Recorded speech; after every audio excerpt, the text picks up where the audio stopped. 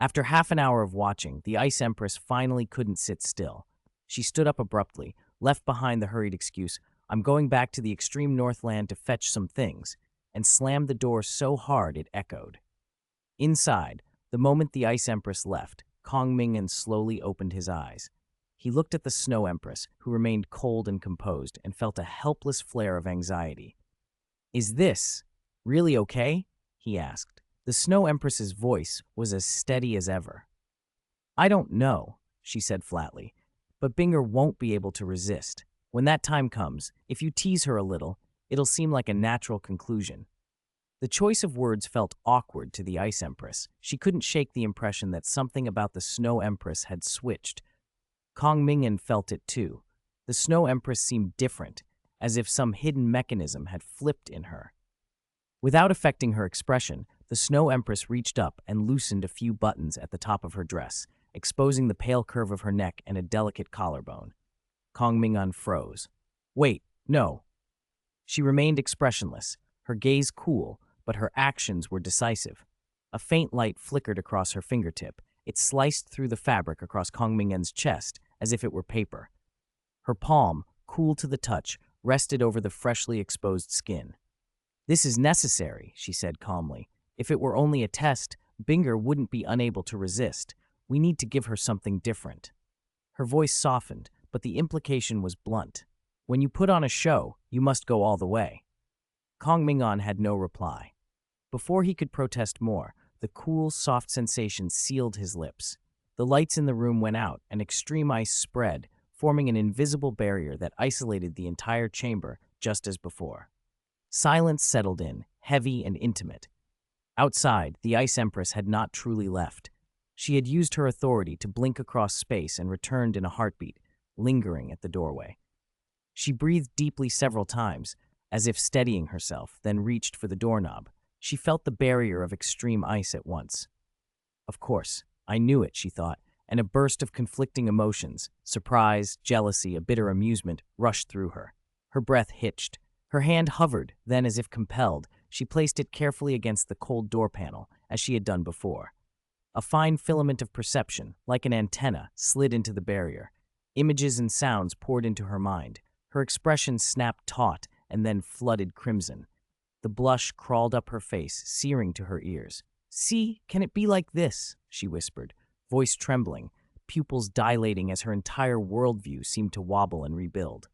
After a moment, she jerked her hand away, as if burned, spun around and fled to the next room, slamming that door behind her. She pressed her back to the cool wood and gasped, trying to pull her racing heart within reason.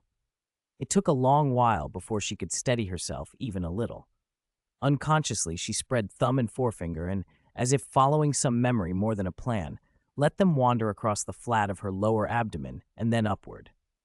The movement stopped abruptly. Dread flushed through her. She snatched her hand back, her pupils trembling. Her legs gave out, and she collapsed onto the bed, bewildered and distracted. Images and sounds churned through her mind in a chaotic, repeating jumble. She curled up, pulled the quilt over her head, and tried to find shelter in the dark. For a few fragile moments, she found a false calm, but the memories surged again, deeper and more precise, looping and magnifying until her gaze lost focus. Her hand twitched with a will of its own and began to grope again. In the stillness, a faint, incomprehensible whisper rose and fell. Several days later, in the quiet room, the Snow Empress lay in the youth's arms, her snow-white hair falling naturally around them. Her ice-blue eyes were calm and placid. Her slender fingers traced the side of his face, then paused, thoughtful. "So this is what it feels like to repeatedly lose consciousness," she murmured. Kong Ming'an did not answer at once. He was thinking. As his understanding of energy deepened, his control over it had expanded beyond simply affecting his own body.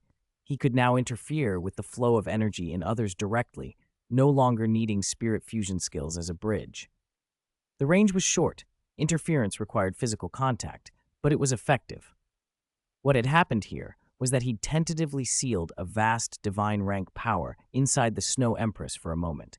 That small clinical manipulation was meant as a check, a control. Instead, it had spiraled into something else entirely. He rubbed his forehead and tried to make sense of it. The situation reminded him of the vital chi solidification technique he'd once developed for body cultivators, an excellent method. Weapons forged with it could both disrupt and suppress magic. In the hands of Zhang Lexuan, though, it had been turned into chains and used as toys. Kong Ming'an sat back in thought, feeling a headache come on. Had something gone wrong with his development philosophy? 182. Hyote, you can't handle it anymore. Let me take over. A moment later, Kong Ming'an helped the Snow Empress into her clothes. Her eyes were calm. She pressed a brief, gentle kiss to his then stepped back. It's time to go out. She didn't resist. If anything, she felt a little reluctant, but reason told her that if they stayed secluded, Binger next door would fall into a long depression again. Until Binger was safely taken care of, she couldn't indulge herself. A little drink now and then was fine, but not too much. If she overindulged, she might lose control. Snow Empress silently chided herself. When both of them were ready, they left the room. They made no effort to hide their auras and waited quietly in the living room. Shortly after, the neighboring door opened and the Ice Empress appeared, late, in a white and green dress. Her eyes swept over them. She noted their composed expressions and neat clothes, but certain images kept flashing through her mind, stirring an odd feeling she fought to suppress. Crossing her arms, she put on her usual mask and asked, "Are you two done?" Snow Empress replied softly, her ice blue eyes fixed on her. "Next, it's your turn." My turn? You can't handle it, so you're handing me over?" The Ice Empress's heart flipped. A bad premonition rose up, but she forced herself to look unconcerned. "What do you want me to do?" Kong Ming'an, expression even as ever, stepped forward. "Naturally, it's to help you cultivate." He held out his hand. The Ice Empress hesitated, then placed her palm in his. A contact they'd shared many times before, but now, with those intrusive images in her head, her body stiffened. She'd seen how flexible his hands were. The memory refused to be banished. Still, Snow Empress spoke again from the side, in the same calm tone. "Then I'll leave this place to you two for now. I'm going back to the extreme North Land first." "No!" Panic shot through the Ice Empress, but Kong Ming'an had already nodded. Go ahead." She stared at him. Why did you agree so readily? She felt set up. A chill ran down her spine. With his hand still holding hers, she couldn't leave even if she wanted to. As Snow Empress opened a spatial gate and walked through, the Ice Empress swallowed her unease, forced her voice steady and asked, "What's next?" "Sit down first," Kong Ming'an said, pointing to the sofa. The Ice Empress blinked. "The sofa? Right here?" Her expression tightened, but her body obeyed. She sat, lips pressed together, bracing herself. Then, as if taking a plunge, she closed her eyes to prepare for the unknown. "Don't resist," came his quiet instruction. A gentle but undeniable force flowed into her. Her own spirit power flared. 7 blood-red spirit rings and 2 ice-blue star rings manifested behind her. The 2 ice-blue rings began to spin at an unprecedented speed. Space rippled. Several high-quality soul cores tumbled out of the rift. Under the crushing momentum of the spinning rings, the cores shattered instantly, becoming pure, vast spirit power. That torrent was then swallowed and converted by the 2 high-speed rings with brutal, efficient force. "This is..." The Ice Empress opened her eyes, stunned by the unprecedented fullness filling her body and the sudden surge in her cultivation. Her disbelief was plain. "What are you staring at?" Kong Ming'an's voice snapped her back. "Aren't you going to guide and absorb it?" She shook off her shock and focused. Using her cultivation technique, she channeled the influx through her meridians, letting it nourish her soul and mind. With his external assistance, her cultivation sped up at least 5-fold, and the rate kept climbing. "He really is helping me cultivate," she realized, torn between relief and embarrassment. But there was no time for mixed feelings. Getting stronger mattered most. She was too weak now and could only stand by. The sooner she grew powerful, the sooner she could stop being a spectator. Calmed and determined, the Ice Empress sank into deep cultivation. Kong Ming'an watched her progress with quiet approval, secretly relieved. Yes, this was the proper use of his ability. Rather than being led astray by trivial, indulgent temptations, using precise energy interference to assist cultivation and strengthen those around him was the right path. He had been sidetracked before. Everything required restraint. While guiding the energy in her body, he multitasked, summoning and rearranging his own spirit rings. Around him, the rings had reorganized into a gleaming spiritual pivot, a silver-hued core ring supported by three unremarkable half-million-year blood-red rings and an Asura god ring, dark red with gilded patterns flowing along its edge. His second spirit ring, which had once served as auxiliary processor to the spiritual pivot, had been fully integrated into the pivot itself. The pivot's cumulative age was at a crucial inflection point, 999,999 years, one last essence leap away from becoming a million-year spirit ring. For ordinary spirit rings, reaching a million years was nearly impossible. For him, it was attainable. He'd studied the Tianmeng iceworm and learned about god-bestowed rings. He even possessed an Ashura god ring and had felt divine rank power firsthand. Given that, advancing his rings wasn't beyond him. Snow Empress's 6-star rings, already divine rank in combat power, would each be equivalent to a million-year ring if their ages were converted, and if not for energy constraints, they would keep evolving. But the spiritual pivot was special. Its upgrades weren't mere accumulation. Each advancement rewired its underlying architecture. Every update required rewriting the core Lingshu protocol and extensive testing to purge potential flaws, a complete system recasting. Crossing the million-year threshold for a pivot held an even greater significance. For spirit beasts, it was akin to stepping into a divine rank domain on a certain axis, like the Tianmeng iceworm, whose mental force had essentially reached divine rank. For him, transforming the spiritual pivot would be equivalent to an alternate kind of ascension. 183. Misdragging. How could humans be so wicked? Watching the spiritual pivot before him emit silver, streaming data, Kong Ming'an's eyes remained calm. His increase in spirit power rank was painfully slow, only about 10 ranks a year on average. At that pace, it would take more than 3 years to reach titled Duluo. That was far too slow. Whether to handle the coming crises with greater confidence or simply to become stronger, he needed to establish an alternative advancement system of his own. This wasn't about rushing, it was about opening an unprecedented path built on the existing foundation. The simple tracks of Spell Cultivator, Body Cultivator, and Artifact Cultivator did not suit him now. He had to forge something slightly different. Gathering his focus, Kong Ming'an split off a thread of mind to continue the Snow Empress's auxiliary cultivation, while the rest of his consciousness immersed itself in transforming the spiritual pivot. Soon, the laboratory fell utterly silent. At the heart of the Stardow Great Forest, by the Lake of Life, the usually peaceful shore hummed with a grave, heavy air. Dozens of incomparably powerful auras converged there, each at least 100,000-year rank existence, and the few humanoid figures in their center radiated even more terrifying power, clearly vicious beast rank. At the center stood a silver-haired, purple-eyed maiden. Her aura was restrained, her gaze sweeping calmly over everyone present. Then she spoke, breaking the silence. "Everyone, do you think we should cooperate with that human and the Chamber of Commerce behind him?" As soon as she finished, a burly, hot-headed beast man stepped forward. "Master, we absolutely cannot cooperate with those cunning humans," he snapped. "They must have ill intent. We should gather our strength and fight them. If that doesn't work." A hand pressed on his shoulder, and his words were cut off. Xiangjun turned to the middle-aged man beside him, who wore a dark gold, stained, dragon-patterned black robe. "What, Detian? You agree with me, right? Humans are." Before he could finish, the middle-aged man exerted a little force, grabbed Xiangjun, and unceremoniously threw him back.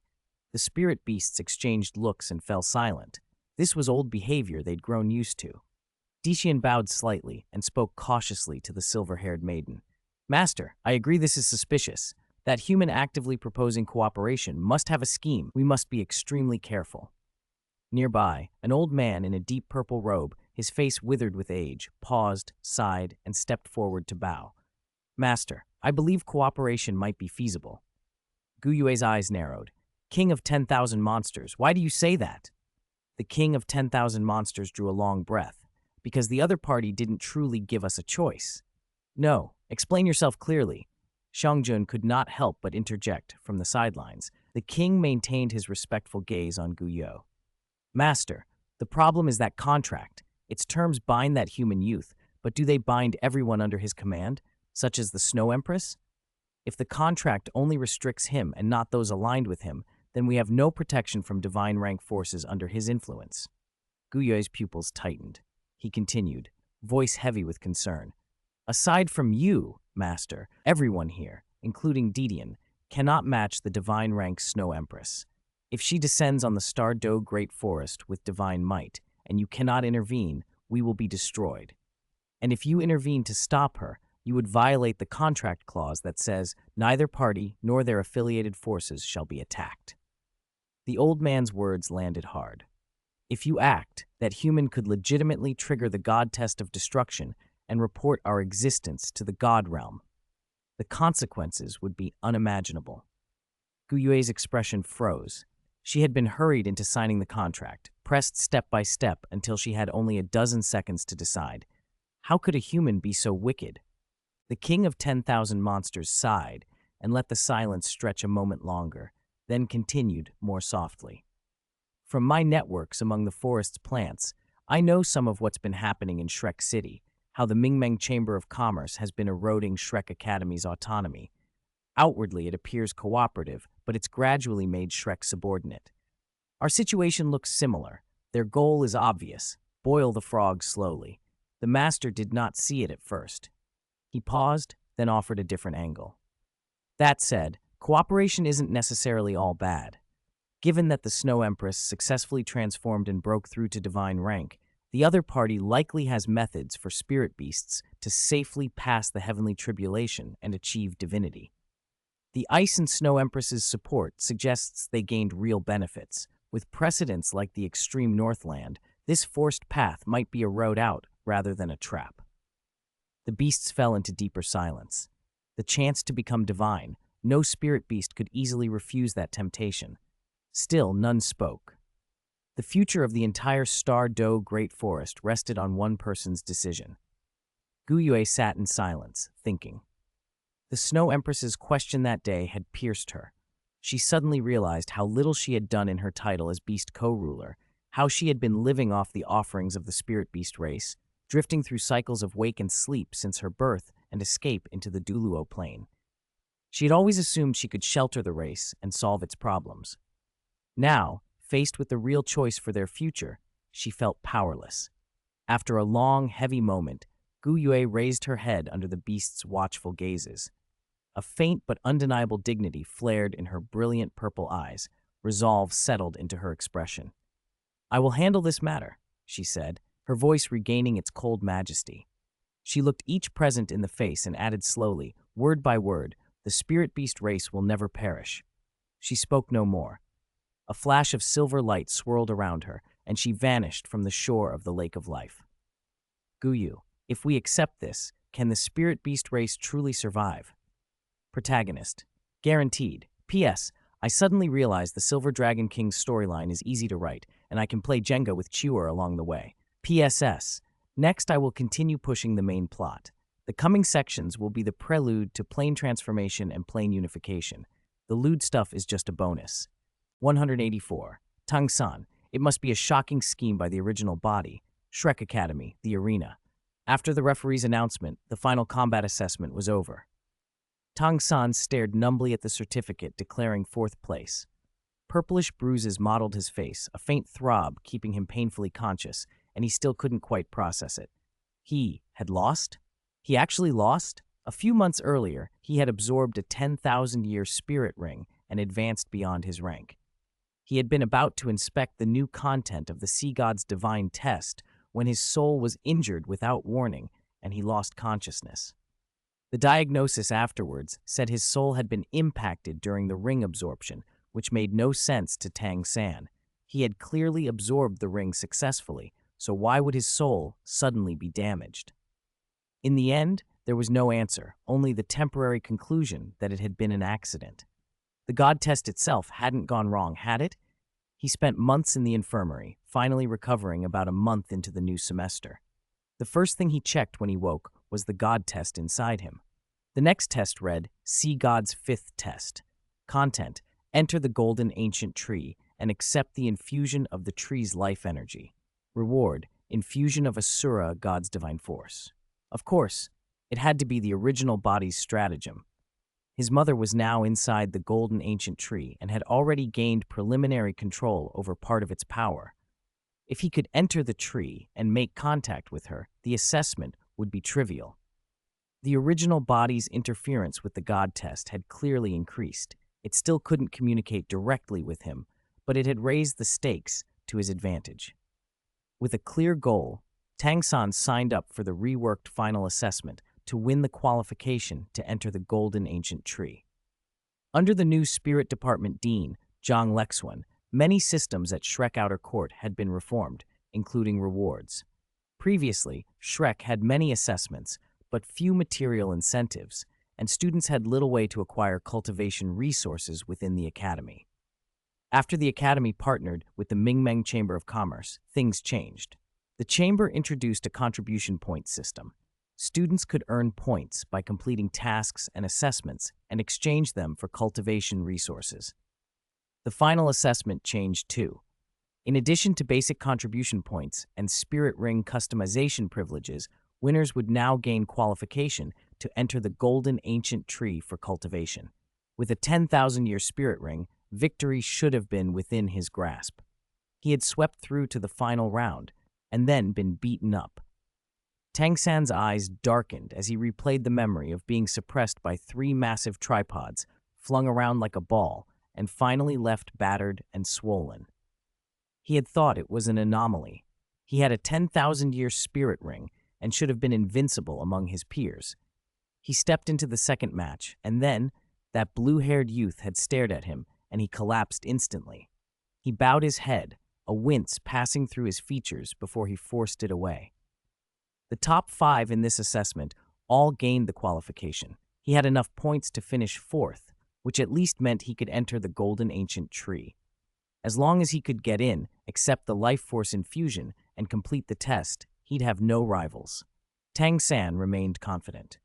Underground, at the Kong Family Chamber of Commerce, a different transformation had just completed. Kong Ming'an opened his eyes slowly. The silver data torrent that had flowed in his pupils ebbed, and the depths of his gaze settled back into something profound. Beside him, the spiritual pivot hovered silently. Its silver radiance had grown purer and more contained, as if it held the faint light of an endless starfield. On the surface of the spirit ring, countless tiny silver filaments flowed and intertwined like living things, data streams flashing brilliantly. In Kong Ming'an's perception, innumerable spiritual pivot users had become nodes in a network. Imperceptible spirit power was being drawn and transmitted through the vast Lingshu network into the ring before him. At the center of the ring, a soul core had formed and condensed. Not a traditional soul core, but an information processor built from spirit power and woven information streams designed to filter and process chaotic or invalid data. "It can barely hold up for now," Kong Ming'an muttered, then slowly exhaled, a faint smile touching his lips. The spiritual pivot had stepped into the divine rank domain. This was more than accumulation. It was a qualitative leap. Its information carrying and processing capacity had increased exponentially. Countless Lingshu network users, like individual nodes, wove together under a subtle spirit connection into an invisible, all-encompassing web. Kong Ming'an's mind stirred. The soul core beside him whirred to its limit, and for a moment a vast torrent of information, like a sea of stars, unfolded before his inner sight.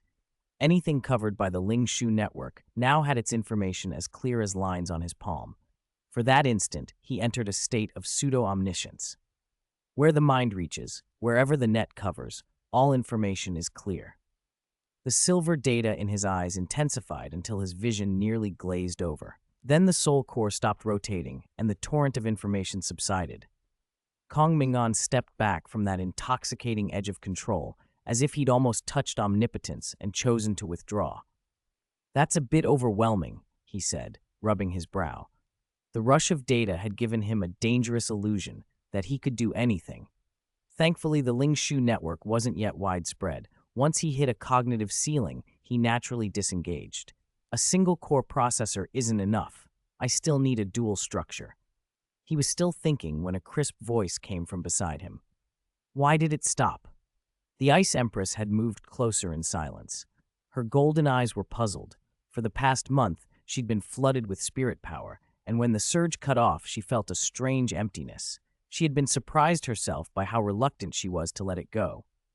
I had a minor breakthrough in my cultivation, Kong Ming'an replied quietly, casually taking her hand to check her pulse. The Ice Empress regarded him with suspicion. Given what she knew of him, minor breakthrough could easily be a terrifying understatement of whatever terrifying thing he'd secretly achieved. A flash of urgency pricked at her. If he surpassed her, she couldn't imagine how he'd treat her afterwards. She shifted, unsure whether to resist or to simply play along. Chapter 185, Dataization and Data Mass Production. Kong Ming'an paused as if checking something, then looked at the Ice Empress and said abruptly, "I need to go out for a while. Want to come with me?" The Ice Empress started, then asked hesitantly, "Just the two of us?"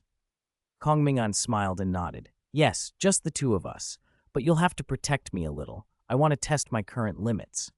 She blinked. She didn't entirely understand what he meant, but the chance to be alone with him was rare. She took a breath, composed herself, and adopted a serious stance. "I'll protect you, of course." Kong Ming'an reached out his hands as if it were the most natural thing. Before she could react, one hand slid around her waist and the other supported her legs. He lifted her, drawing the Ice Empress's light body into his arms. "What are you doing?" she squealed. The sudden sensation of being lifted startled her. She tried to struggle, claws humming with indignation, but his hold was steady. As she thrashed, she felt her strength ebb away. Her limbs softened, and the fight drained from her. The Ice Empress, soft-bodied but sharp-tongued, would normally hiss and bare her claws at the slightest touch, angry but not truly dangerous. Kong Ming'an, however, simply held her and lowered his voice. "Don't move," he murmured. "I'm taking you to see my new ability." "What kind of new ability requires picking me up?" she thought, indignant and suspicious. "You foul scoundrel. You just want to take advantage of me." She wanted to bite his head off, but before she could hurl another insult, the glittering silver spirit ring from the spiritual pivot suddenly expanded and enveloped them both. In an instant, the Ice Empress felt countless streams of silver light wrap around her. The texture of the physical world peeled away like old skin. She seemed to fade. She stiffened, instinctively clutching Kong Ming'an's neck, her cheek pressed to him. "What is this?" "Don't be afraid," he said with an odd, calming chuckle. "I'm taking you for a tour inside the Lingshu network." "The Lingshu network can be entered?" The Ice Empress's eyes widened. She had always used the Lingshu network to read novels and browse information, but to actually go in, it shifted her understanding of everything. Kong Ming'an explained quietly, "The Lingshu network is a vast web built from soul threads, mental force, spirit power, and countless scraps of information. To enter, you only need to digitize your own data. It's not difficult." The Ice Empress still looked puzzled, so he offered a simpler instruction. "Try imagining the taste of a certain food." She obliged, thinking of her favorite ice cream cake. Immediately, a perfect, chilling sweetness spread across her tongue. The milky aroma, the texture of soft cake, it felt as real as eating a slice. Her eyes widened. This is what I call dataization," Kong Ming'an said, holding her. "The Lingshu network is full of fragments of information leaked from the subconscious minds of its users. Normally, we can only read or query those fragments with our sight, but if your consciousness actually enters the network, your means of receiving information isn't limited to seeing. You directly perceive it at the conscious level, which gives you an almost perfect reproduction." He smiled faintly. "It's not just about food. If the spiritual pivot's computing power is high enough, you could construct entire virtual worlds inside it." The Ice Empress brightened. She began to try other things. The scent of wind and snow in the far north, sunlight warming the ice, the fragrance of a rare flower she once smelled. Each image drew in countless information fragments, which the network used together with her memories to create fully immersive sensations. She lost herself in the experience, temporarily forgetting her earlier embarrassment while nestled in Kong Ming'an's arms. Watching her, Kong Ming'an found her delight amusing, but his mind was already racing ahead. Highly realistic simulations like these were only the most straightforward application of the Lingshu network. From this base, he could build virtual spaces like the Hall of Heroes or the Spirit Ascension platform that might not exist for another 10,000 years. A bolder thought occurred to him. If a physical body could be digitized and enter the network, could the reverse be done? Could data inside the network be materialized into a physical or energy body in the real world? If he could fully analyze and master the data model of a creature, perhaps the spiritual pivot could mass replicate that model and then give it substance, a form of data mass production. The idea of producing forces from pure data, then bringing them into reality en masse, intrigued him. He toyed with other, related possibilities as he held the inquisitive Ice Empress and moved through the shimmering information currents. They traveled rapidly through the intangible flood of the Ling Shu network, Kong Ming'an guiding them by thought. Their destination, Shrek City. Chapter 186. Tang San carelessly loses his biological mother Shrek Academy. On the third day after the final assessment ended, the year at Shrek Academy officially drew to a close. At the same time, several figures broke through the sky above Sea God Island and landed steadily. Du Weilin, head of the Outer Court Spirit Department, solemnly reiterated the precautions and behavioral rules for landing on the island to the 20 or so young spirit masters assembled before him. They were the top 5 students from each grade who had distinguished themselves in the final assessment and earned the rare chance to cultivate within the golden ancient tree. Tang San stood among them, his eyes taking in the island, familiar yet a little strange. In the distance, the enormous tree rose like a monarch, radiating vast energy fluctuations. The air hummed with dense life force and light qi, ancient and imposing. Everyone waited quietly until a figure slowly emerged from the Sea God Pavilion, Yan Xiaozhe, the former dean of the Spirit Department. After the earlier conflict involving Zhang Lexuan's team, he had been struck by Ming'an and confined to bed for half a year. Though not harshly punished after his recovery, all his authority had been transferred to Zhang Lexuan, and he had been restricted to Sea God Island, forbidden to intervene in outside affairs. The young spirit masters bowed respectfully. Yan Xiaozhe's face was calm, but there was a trace of loneliness in his eyes. After a brief greeting, he led the group into the interior of the pavilion. Inside, the light was soft, the wooden beams carried a faint fragrance, and the place felt heavy with the weight of time. Yan Xiaozhe distributed cultivation rooms according to the list. Huo Yuhao, third corridor on the left, innermost room. Tang San, down the left corridor, first room on the left. Tang San nodded and walked to his room. He pushed open the heavy wooden door and closed it behind him, ready to inspect his surroundings. The next moment, a fierce killing intent surged at him. He instinctively summoned his clear sky hammer, his spirit's augmentation attaching to his body, and braced against the murderous pressure. As he resisted, he felt his body and will being tempered. Under the confrontation, his strength grew slightly. This place was indeed suited to temper body and will. Tang San acknowledged this inwardly, but shook his head. Although the effect here was good, it was not as direct as being infused with the Asura god's divine force by his astonishing power. Deciding on a different course, he pushed back the surrounding killing intent with a burst of his aura, then pressed his palm against the wall. The Sea God Pavilion was carved inside the golden ancient tree. Touching the wall was like touching the tree itself. The last remaining wisp of divine sense in him, coming from his main body in the god realm, stirred quietly. The sea god's divine test rippled outward like water, penetrating the ancient tree. Suddenly, a gentle female voice, tinged with the confusion of someone just waking, sounded in Tang San's mind. "This aura, Little San?" "Mother, it's me," Tang San answered inwardly, his voice carrying a note of excitement. "Little San, why are you here? Your aura." Ah Yin's tone was puzzled, then she slowly confirmed Tang San's state. Tang San did not dwell on explanations. He showed Ah Yin the details of his current god test and briefly described the situation. "In short, Mother, I need your help now." His tone left no doubt. Ah Yin hesitated then, sensing the pure sea god divine test aura, finally nodded. The sea god's divine test could not be faked. She trusted it and trusted Little San's arrangement. "I understand, Little San. Get ready. I will guide the ancient tree's life energy to infuse your body now," she said. Tang San sat down and prepared. Moments later, a tangible golden radiance poured from the ceiling and wrapped around him.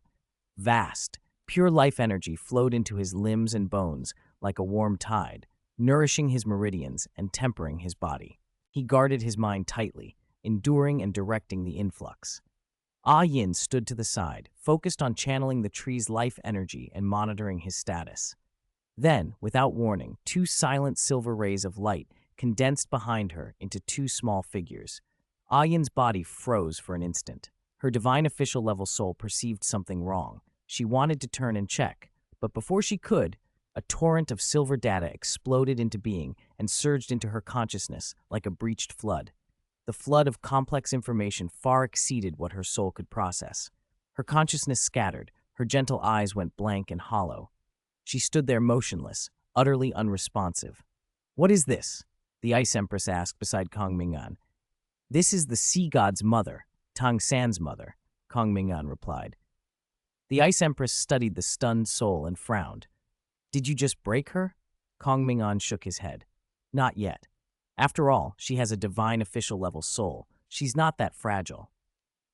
If Ayin had still been embodied, it might have been harder to take her down. But in a soul parasite state, to a spiritual pivot who had ascended to godhood, a pure soul like hers was nothing more than raw material to manipulate. Kong Ming'an made a grasping motion. The flowing silver data wrapped and sealed Ayin's soul, compressing it into a fist-sized silver orb. He picked it up and casually tossed it into a nearby spatial ripple, where it would be stored for later modification. Since she was the Blue-Silver Emperor, he reckoned Tang San's mother would be useful. He was rather curious to see what could be done. He swiped at the air and opened a quiet spatial door. Reaching inside, he groped around, then paused and pulled something out. A blue-pink-haired girl was dragged out. Wang Donger blinked, disoriented, quickly taking in the unfamiliar scene. When she saw Kong Ming'an, she was even more bewildered. "President? What is this?" She had just changed into her uniform and was preparing to clock in for work when she had been snatched and transported here. "Was this how staff got used?" Kong Ming'an offered a perk. "The subsidy for this mission is 50,000 contribution points," he said. "President, please give your command."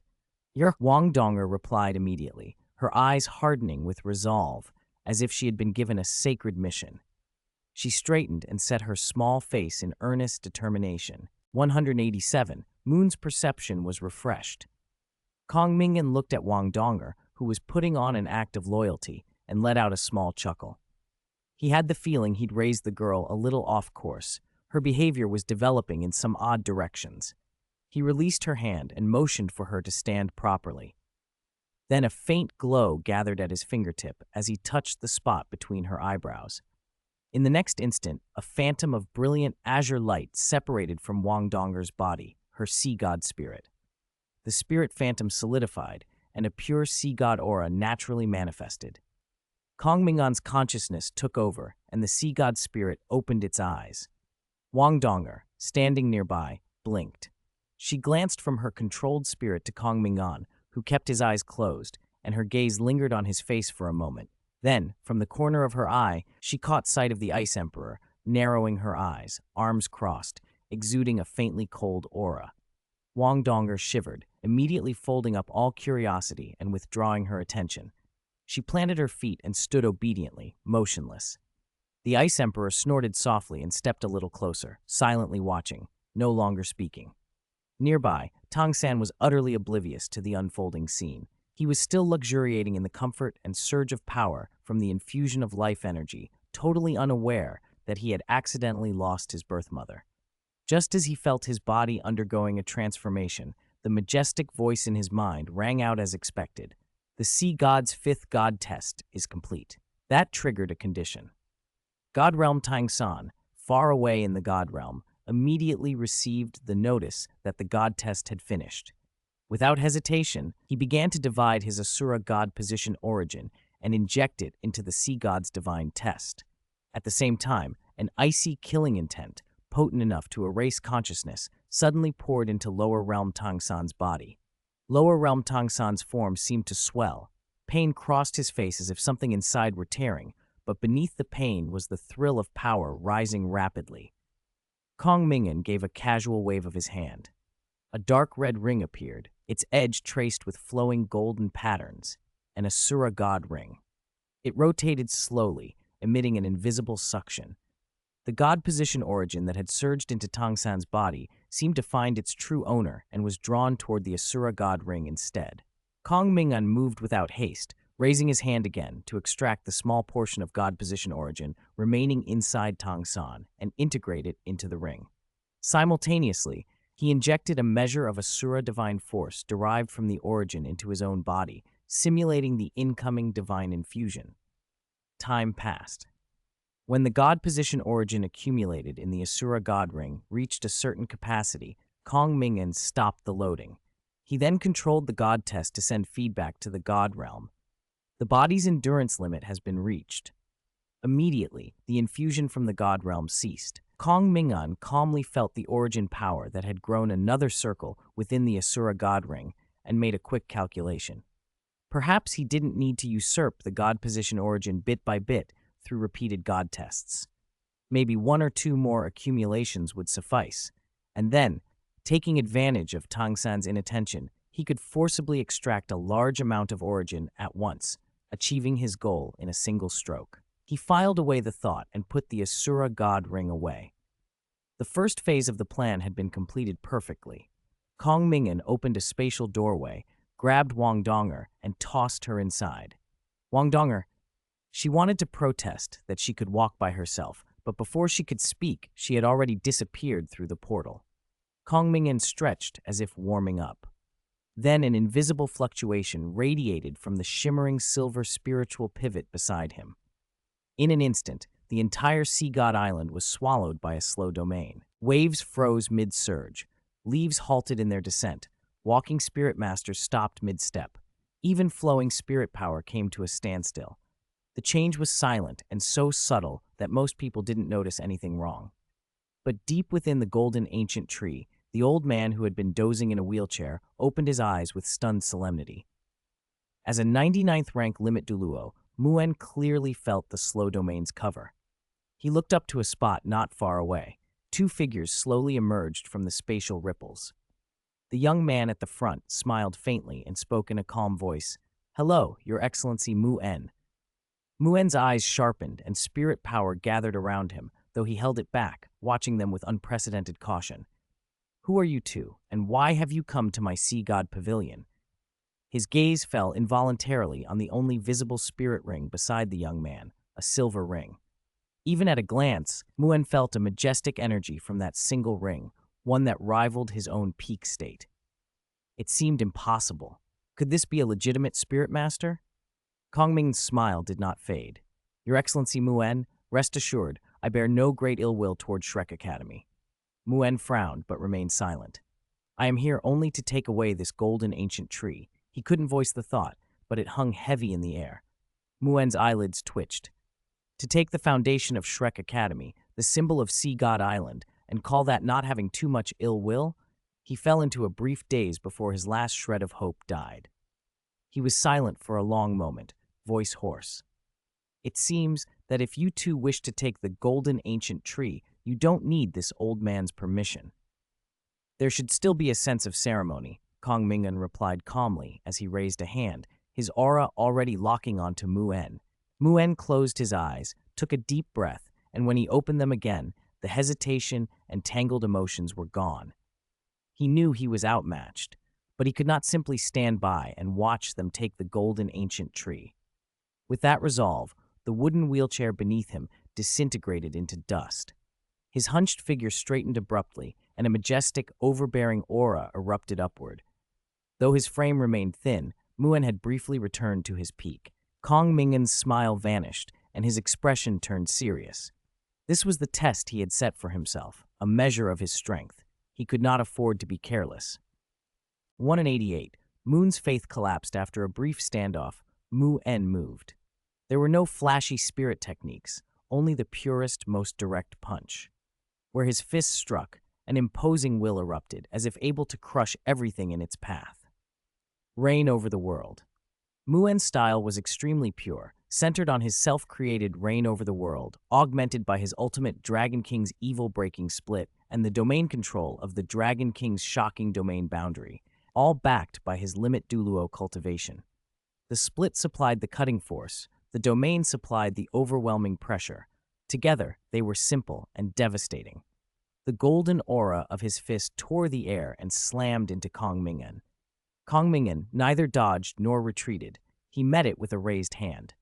With a muffled crack, Kong Ming'an's arm began to fragment under the blow, the damage spreading into his chest. But there was no spray of blood. Silver streams of data ran beneath his skin. The injury lasted only an instant. Silver light shimmered around him as the countless data streams reknit and reformed like living things. Under Mu'en's astonished gaze, Kong Ming'an's body was whole again in the blink of an eye. Kong Ming'an looked thoughtful, as if tasting the unique concept contained in that punch that belonged only to Mu'en. This kind of integrated power, where will, spirit power, and physical force condensed into a single intent, was something he did not yet possess. He paused, then deliberately stepped in, turning the duel into close-quarters combat. He stopped simply meeting blows or dodging. Instead, he forced himself to experience and analyze every exertion of Mu'en's will as they clashed. Mu'en quickly saw the problem. The man in front of him had powerful cultivation and rich combat experience. His movements were not crude, yet there was always a sense of something missing, a slight stagnation between actions. That gap should have been Mu'en's advantage, his breakthrough point. But the opponent's progress was visible to the naked eye. Where he had been awkward at first, he now adjusted to the rhythm, beginning to imitate and learn. Mu'en could not afford to drag this out. A sharp light flared in his eyes. Spirit power burst through his body. Dragon King's evil-breaking split. A golden, dragon-shaped light blade, honed to an edge that seemed able to sever all evil, slashed out. At the same moment, centered on his body, a domain filled with majestic dragon might and brilliant light erupted. Dragon King's shocking domain boundary. He unleashed both of his unique ultimates together. Dragon might and radiant power swallowed Kong Ming'an. His form seemed torn apart. The silver light dimmed and his aura nearly vanished. Then, just as quickly, Kong Ming'an reformed in the silver radiance, unhurt. He lowered his head to look at his palm, and a trace of comprehension flickered in his eyes. So that's how it worked. In the next instant, he mirrored Mu'en and threw a punch. A massive fist-shaped shadow of silver data erupted. Different in appearance, it nonetheless carried the conceptual flavor of Reign Over the World. It was nascent, weak, but the essence was unmistakable. Mu'en's pupils tightened. He met the blow with an unwavering punch. The golden fist light shattered the silver shadow. Even as he broke it, Mu'en confirmed in his heart that was his reign over the world, though still crude. How was this possible? Kong Ming'an left Mu'en no time to ponder. More silver fist shadows rained like meteors, each blow carrying an improving, ever-anchoring will of reign over the world. What began as clumsy imitation grew into form and spirit, and finally into something that could surpass the original. The fist intent evolved wildly through the fight. Then, with a thunderous boom, a silver fist aura combining the precision of data streams and the dominance of reign over the world shattered the golden light. Mu'en struggled to maintain and struck his chest cleanly. Mu'en was hurled back like a kite with a broken string, coughing blood. His majestic aura collapsed, his spine bowed. He had been defeated. It was inevitable. His condition was poor and he could not sustain a prolonged battle, while Kong Ming'an had constant automatic regeneration and locked vitality, making him practically immortal. Forcing down surging chi and numb pain, Mu'en pushed himself up. His face was pale, but he showed no bitterness. He knew Kong Ming'an had held back at the end, had not used his full force, or that final punch would have severely maimed or killed him.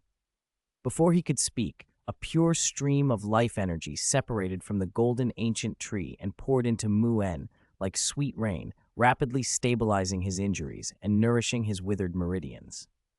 Kong Ming'an watched calmly. He had not come to slaughter. The fight had been a test of his own survival and combat capability. Beyond the abstract task of feeding the Duluo, Mu'en had no problems that required killing. Having done that, Kong Ming'an took out a silver orb that contained Yin's soul. He tapped its surface. Ripples spread across it like light on water. He flipped through Yin's memories, copied a portion, condensed that copied memory into a strand of light, and sent it to Ming'an. Ming'an froze and reflexively caught it. The strand merged with his mind, and an onslaught of memories poured in, leaving him dazed. While Ming'an staggered under the flood of images, vast spatial fluctuations erupted above the golden ancient tree. An impossibly large spatial gate tore open in the sky and enveloped the tree. Under the horrified eyes of the Shrek experts who had rushed over at the first sign of trouble, the golden ancient tree, the symbol and faith of the Academy, was uprooted and drawn into the gate. It vanished. In the center of Sea God Island, there remained only a vast, bottomless pit. Ming'an stood frozen amid the chaos, oblivious to the shouts around him. Countless memories surged through his head, visions of a blue figure secretly devouring souls in the core of the golden ancient tree. He recognized some faces among the stolen souls, pavilion masters of Shrek across generations, including his own teacher. The information that accompanied the images was clear. The blue figure was Yin, the blue-silver emperor and mother of sea god Tang Sect. Her parasitic ability to consume successive villain masters' souls to nourish herself and try to possess the golden ancient tree had been orchestrated by sea god Tang Sect himself. Ming'an swayed. His face went ashen.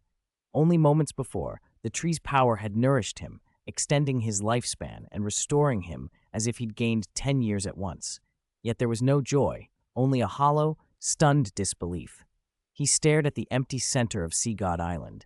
The faith he had placed in the sea god shattered. A rift opened in his heart. Chapter 189, Tree of 100 Million Silver Light Undead Demiplane. Beneath the withered, unique sky of the undead demiplane, the massive golden ancient tree, born on Kong Ming'an's spirit power, slowly drifted toward the demiplane's ethereal rim. Snow Empress followed at his side, her golden eyes studying the colossal tree with curious intensity. "Why go to such lengths to seize this tree? What are you going to do with it?" she asked. "Transformation," Kong Ming'an answered quietly.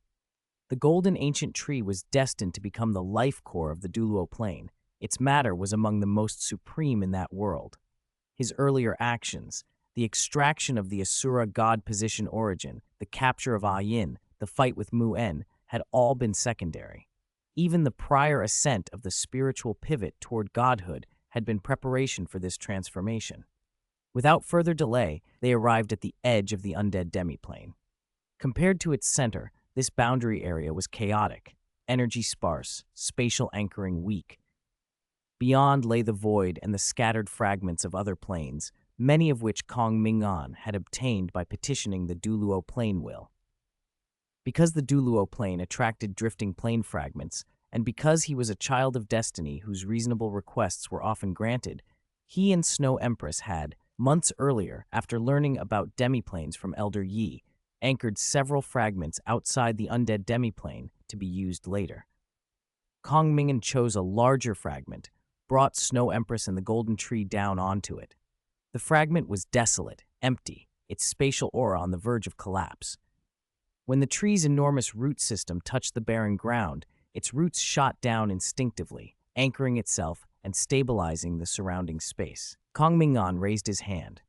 The silver-glowing spiritual pivot at his side detached and rose, expanding into a vast halo hundreds of meters across that slowly encircled the ancient tree. The transformation began. First came stripping and purification. Countless silver streams poured from the giant halo, probing solemnly into the tree. The immense life energy and spirit power accumulated over 10,000 years were siphoned away bit by bit. The tree trembled, its once brilliant gold dimmed. Then reshaping followed. The halo rained down a waterfall of light, no ordinary spirit power, but a special energy composed of innumerable computational units and data streams. Like living silver rivers, they flowed through the tree's veins and branches. Golden bark and leaves were overlaid with delicate silver filigree that shimmered with movement. Those patterns were not fixed. They wove and streamed across trunk and foliage, changing form and radiating a cold, vast, and impersonal aura. Kong Ming'an watched closely, his thoughts clear. The Lingshu network was growing vast and unwieldy. A simple spiritual pivot could not handle that torrent of information. He needed a powerful information filter and processor to serve as the pivot's carrier, and the ancient tree was the ideal candidate. The transformation combined artifact cultivator techniques with God-King level knowledge of God position and divine artifact. In effect, he was treating the spiritual pivot as a God position legacy. The plan was to forge the golden ancient tree into a divine artifact finely tuned to the pivot. Like a God position inheritor, raising compatibility through trials, the tree would be shaped and adapted to accept the pivot. Once the tree became a suitable embryo, he would, in a manner akin to passing on a God position, hand the spiritual pivot to it. The two would form a close bond, and then, by artifact cultivator methods, he would integrate the pivot so completely it became indistinguishable from its vessel. That unity would become his first spirit ring, a path he had envisioned and one only he could likely walk. When the process ended, the golden tree was gone. In its place stood a towering silver tree, forged as if from mithril, its branches and leaves flowing with immaculate silver light and endless streams of data. Each leaf looked like a miniature silver galaxy. With every exchange of energy, it inhaled and exhaled torrents of information, functioning as a massive information processing hub. Kong Ming'an raised his hand again. The giant silver spirit ring hovering nearby descended and enveloped the silver tree. Like fitting a spirit ring into a star ring, the silver halo interlocked naturally with the tree. At the instant they meshed, a sharp, brilliant surge of silver light burst forth. An unprecedented current of information converged with a crisp hum, illuminating the entire plane fragment. The light subsided, the hum faded, and the fusion was complete. Kong Ming'an released a soft breath as he looked at the tree now wholly merged with the spiritual pivot, its body suffused with deep, serene silver radiance. It was no longer merely a plant or a spirit tool, but a new, living information life form brimming with possibility. Calling you the golden ancient tree no longer seems right, Kong Ming'an murmured, watching the silver radiance that threaded through countless branches, like billions of stars and streams of data. A name rose in his mind. I'll call you the tree of myriad silver radiance. The silver tree remained silent. Its leaves trembled once, and the silver glow between them brightened as though answering. 190, giant soul core, shaped from a demi-plane, the God realm, the waterside house on the lake of life. The first generation Asura god, the god of destruction, and the goddess of life sat around a light screen that projected the scene of the tree of myriad silver radiance being born inside a planar fragment.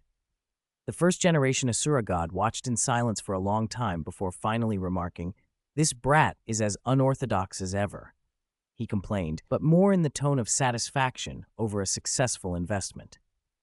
From merely observing Kong Ming'an's methods of modification and fusion, clearly drawn from knowledge of God positions and divine artifacts, he felt he had already recouped his stake. That technique could be applied to God positions. He had a few useless ones lying around that might be transformed into special divine artifacts. It would be a gain, not a loss. The goddess of life kept her gaze fixed on the tree. She took out her own ultra-divine artifact, the ancient tree of life, compared it to the new tree for a while, and then spoke with a curious expression. When this child shaped the tree of myriad silver radiance, he preserved its vital qualities as a plant. That means it is not an inanimate object, but a living entity that can continuously absorb energy for self-transformation, growth, and evolution. Its nourishment is likely not traditional life energy, but data and information. She paused, then concluded, "This can largely be considered the prototype of an ultra-divine artifact. Since its evolutionary direction is basically confirmed, subsequent transformations should proceed naturally." The god of destruction remained silent, but his attention was fixed not on the tree itself, but on the planar fragment housing it. He could sense the tree slowly transforming the fragment, making the whole plane part of itself. From that transformation, he glimpsed the prototype of a god realm. Undoubtedly, this planar fragment carrying the tree possessed ascension potential, an ability to grow into an existence similar to the god realm. With modest improvements, it might be possible to enhance the essence of a god realm without expanding its size, thereby increasing its carrying capacity.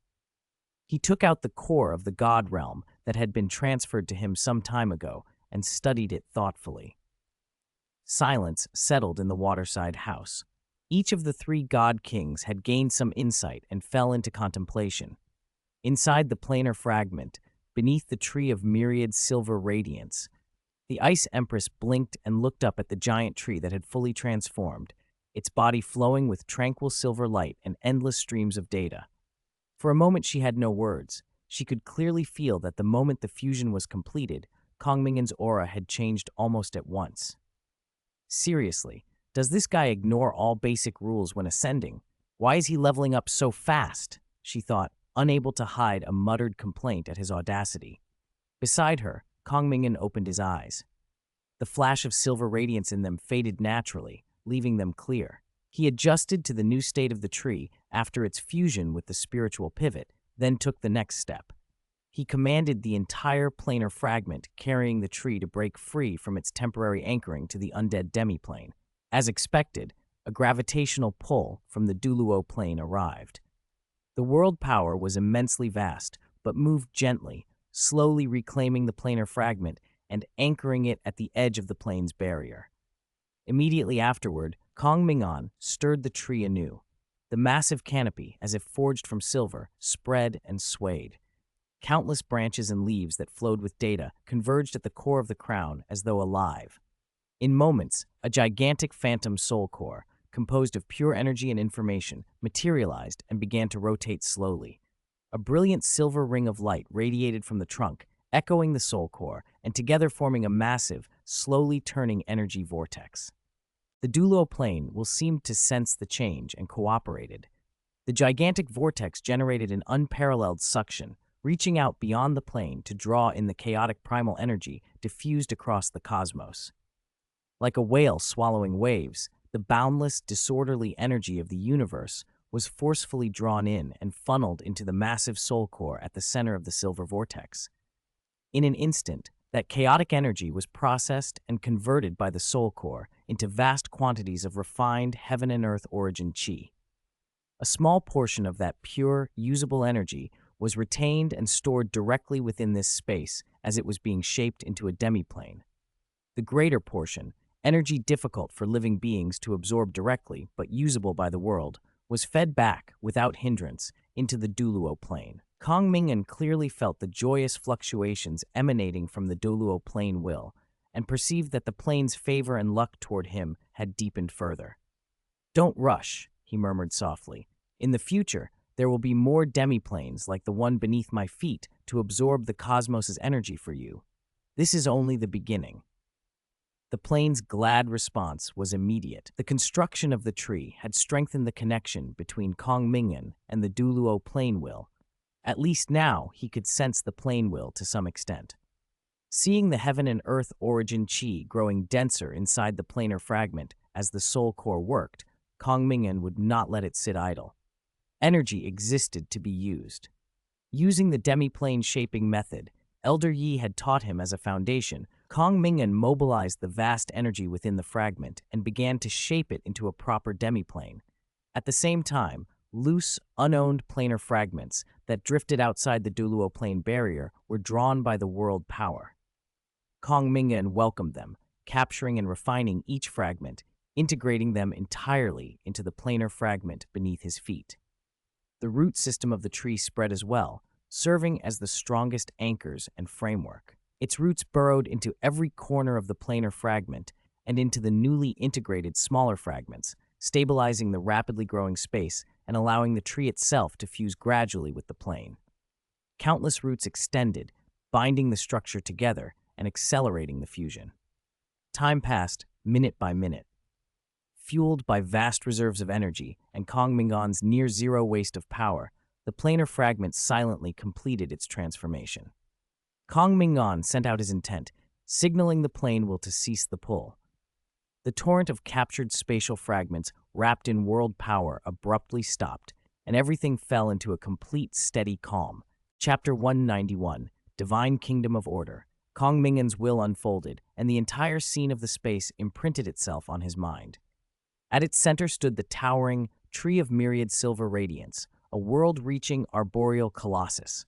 Its trunk looked like forged mithril, inscribed with glowing silver patterns, its branches spread in every direction. Each leaf seemed formed from liquid starlight and flowing data, shimmering with a captivating silver glow. Under the vast canopy, torrents of data cascaded like waterfalls, falling from above, then rising again, forming seamless information processing cycles. Beyond the canopy rose the barrier of this demiplane.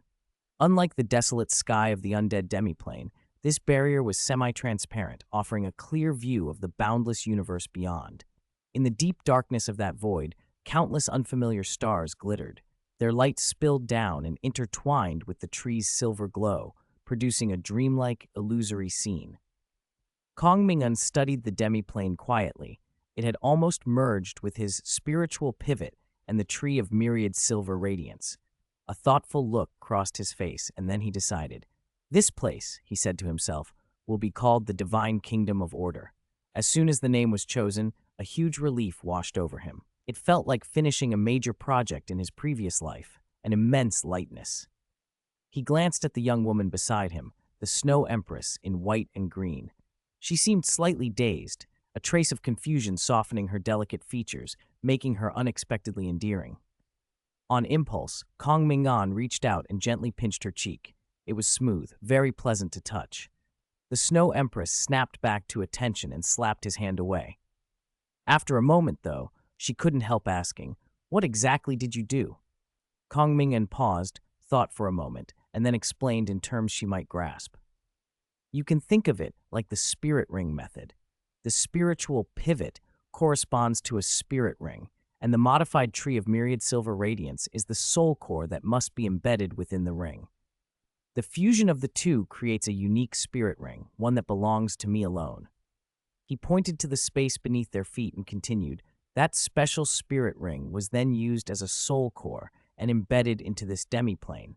In other words, it's a super spirit ring. The Snow Empress blinked, her eyes clear and chilly. Kong Ming'an tried another explanation. Put it this way, my first spirit ring now is this entire divine kingdom of order, including the tree of myriad silver radiance and the spiritual pivot inside it. Can you understand it like that? The Snow Empress was silent. What did he mean the spiritual pivot was a spirit ring, and that enormous tree was a soul core? What did he mean this vast demiplane under their feet was his first spirit ring? Not long ago, Ming'an had his understanding upended by strange spirit ring configurations, and now it was her turn to be stunned by Kong Ming'an's feat of using a demiplane as a spirit ring. She had already thought the spirit ring idea was outrageous, but this man kept pushing the limits. She stared at Kong Ming'an for a long moment before forcing out two words through gritted teeth. Absurd. Ridiculous. Kong Ming'an waved his hand casually and smiled. Then, half teasing, he leaned closer to the Snow Empress. Want me to teach you? She blinked, attention snapping back, her eyes brightened. I can learn? Of course. Kong Ming'an's smile was gentle. A spirit ring that carried a soul core and constructed its own independent energy cycle was the first step toward godhood. Forming a divine personality, integrating and fusing individual energy cycles was the second step. For the third, he had once considered fusing 9 rings for a transformation, or creating multiple spirits that cultivated different systems to form trinity-like powers of spirit, body, and life-bound treasure, corresponding to the upper, middle, and lower Dantian. That approach might let 27 spirit rings condense into 3 fundamental rings and trigger transformation. But with the divine kingdom of order, a new path opened. He could shape a divine kingdom to bear enormous power in his stead, and let it draw energy from the universe, easing the strain on his own cultivation. That might be a more stable and promising route for the third stage. Moreover, a divine kingdom could coexist beneficially with the Duluo plane. The Duluo plane would draw cosmic energy while the divine kingdom converted it and fed it back, forming a virtuous cycle. Teach me, the Snow Empress demanded, impatient. Kong Ming'an nodded and said, then keep working hard on your cultivation. First, cultivate 9 spirit rings before we discuss further. He felt the pure energy around them being continuously converted and added, the energy here is nearly infinite, enough to support rapid improvement. You can come here to accelerate the condensation of your spirit rings. The Snow Empress hesitated, then asked almost unconsciously, you're not going to help me anymore? Kong Ming'an blinked, then leaned in with mock confusion. You want to stay with me that much? She froze, her expression collapsing into a huffing scowl. Who wants to stay with you? She snapped, as if offended by the suggestion. Ming'an complained silently, but without thinking reached out and pinched her cheek again, promising softly, Don't worry, I'll assist you with your cultivation. The Snow Empress slapped his hand away, turned her body, and pretended to ignore him, clearly annoyed. Ming'an smiled and was about to speak when a notification interrupted him. As the spiritual pivot had merged with the tree of myriad silver radiance and become part of the divine kingdom of order, the Ling Shu network, originally based on the spiritual pivot, had transformed as well. The burden that might have fallen on his main body from too many users no longer existed. The Ling Shu network was now ready for broad dissemination. It had wider coverage than before and would expand as the divine kingdom of order grew, potentially encompassing the entire Duluo plane. It was already capable of short-distance, cross-plane information reception. He glanced at the Ling Shu network, and a message from Wang Donger opened before him. Of course, the young Miss Dragon King still couldn't sit still. He smiled, predicting this. He looked at the still annoyed Snow Empress, took her hand, and asked, Will you return with me? The Snow Empress turned her head, eyes still cool. She gave no reply, but her hand accepted his palm. Ming'an nodded. Space rippled, and in the next instant, their figures disappeared from the divine kingdom of order. 192. Miss Dragon King. I want to sign a contract with you. The Sun Moon Empire, Kong Family Chamber of Commerce. A quiet reception room. Wang Donger finished sending the message and drew her attention back from the Ling Shu network. Chuer, standing nearby, asked softly, Was it sent? Wang Donger nodded. The president should come as soon as he sees it. Chuer relaxed a little, but still found her eyes drifting to the black-haired, black-eyed girl with the cold air about her. Guyu sat with her eyes closed, spirit withdrawing inward, as if deaf to everything around her. The room felt heavy and still. Chuer had always known her young miss to be reserved, but this silence, pressing all emotion down so completely, was new. An unease crept over her. She wanted to break the tension, but didn't know how. Time passed slowly. Then familiar ripples appeared in the room's space, and two figures stepped through, Ming'an and the Snow Empress. Wang Donger let out a relieved breath and said respectfully, President. Chuer instinctively took a half-step back, wary, especially toward Ming'an. Guyue, who had kept her eyes closed, opened them at that moment. Her gaze swept over the pair and paused when it landed on Ming'an. He had grown stronger. The change wasn't slight. It felt like a qualitative leap. It had only been a few months, hadn't it? How had he improved so much so quickly? Her eyes flicked to the Snow Empress beside him. Her aura, too, was noticeably stronger. Now, short of Ditian, few in the Stardo Great Forest could match that kind of power. A quiet disquiet settled over Guyu. Ming'an and the Snow Empress seated themselves opposite Guyu. He spoke plainly. Young Miss Guyu, have you made up your mind? Guyu was silent for a beat, then looked him straight in the eye. Her voice was cold. I want to speak with you, alone. Ming'an blinked, then nodded and glanced at Wang Donger. Donger, please step outside. Wang Donger rose and left immediately. Guyue's gaze then shifted to the Snow Empress. She must leave too. The Snow Empress frowned. Why should I? Guyue didn't meet her. She fixed her stare on Ming'an with absolute clarity. Ming'an's face remained calm, but then, almost without thought, he reached out and wrapped an arm around the Snow Empress's slender waist, tugging her close until she leaned against him. He looked at Guyu and said evenly, She doesn't need to leave. Guyu watched them for a long moment, frowning. The Snow Empress stiffened, feeling his hand, and instinctively wanted to push it away. The look from Guyu stopped her. She kept her expression cold and allowed Ming'an to hold her, giving no sign she minded. After a pause, Guyue's voice snapped with finality. She must go. Ming'an's brow tightened. He had no wish to argue. He wasn't the one in a hurry. Just as he was about to rise, the Snow Empress stood up, freed herself from his arm, and without even glancing at him, said stiffly, I'll go out. She left the room at once. Ming'an watched her go, a half smile at the corner of his mouth. He made a mental note to find time to corner her later. Then he turned back to Guyu. Now can we talk? Guya looked to Chur, who had lingered in the doorway. Chur, you leave too. Chur blinked, surprised. Me? Guya repeated, calm and unyielding. You leave too. Chur opened her mouth to protest but stopped beneath Guyu's gaze. She hesitated, gave her young miss one last worried look, then left. When the door closed, the room held only Kong Ming'an and Guyu. Kong Ming'an studied her, a trace of helplessness in his tone. So, now you can talk, right? Guyu drew a measured breath, then asked, levelly, why were you able to reach that level of cooperation with the extreme Northland? What transaction did you and the extreme Northland make? Kong Ming'an's expression shifted slightly, but he answered plainly. I signed a contract with the Snow Empress. She paid a price in exchange for my promise to protect the people of the extreme Northland in the future. Only one contract? Guya pressed. Only one, he confirmed. What price? She demanded. Everything she possesses. His voice was flat. Guya froze. What do you mean? I mean exactly what I say. Kong Ming'an's gaze was calm as he explained. The Snow Empress handed everything about herself to me. Her body, her soul, her power, everything she owned. She traded that for my future protection of the extreme Northland. Guyu remembered the Snow Empress's words from when she left. Everything I possess already belongs to him. The realization hit her like a blow.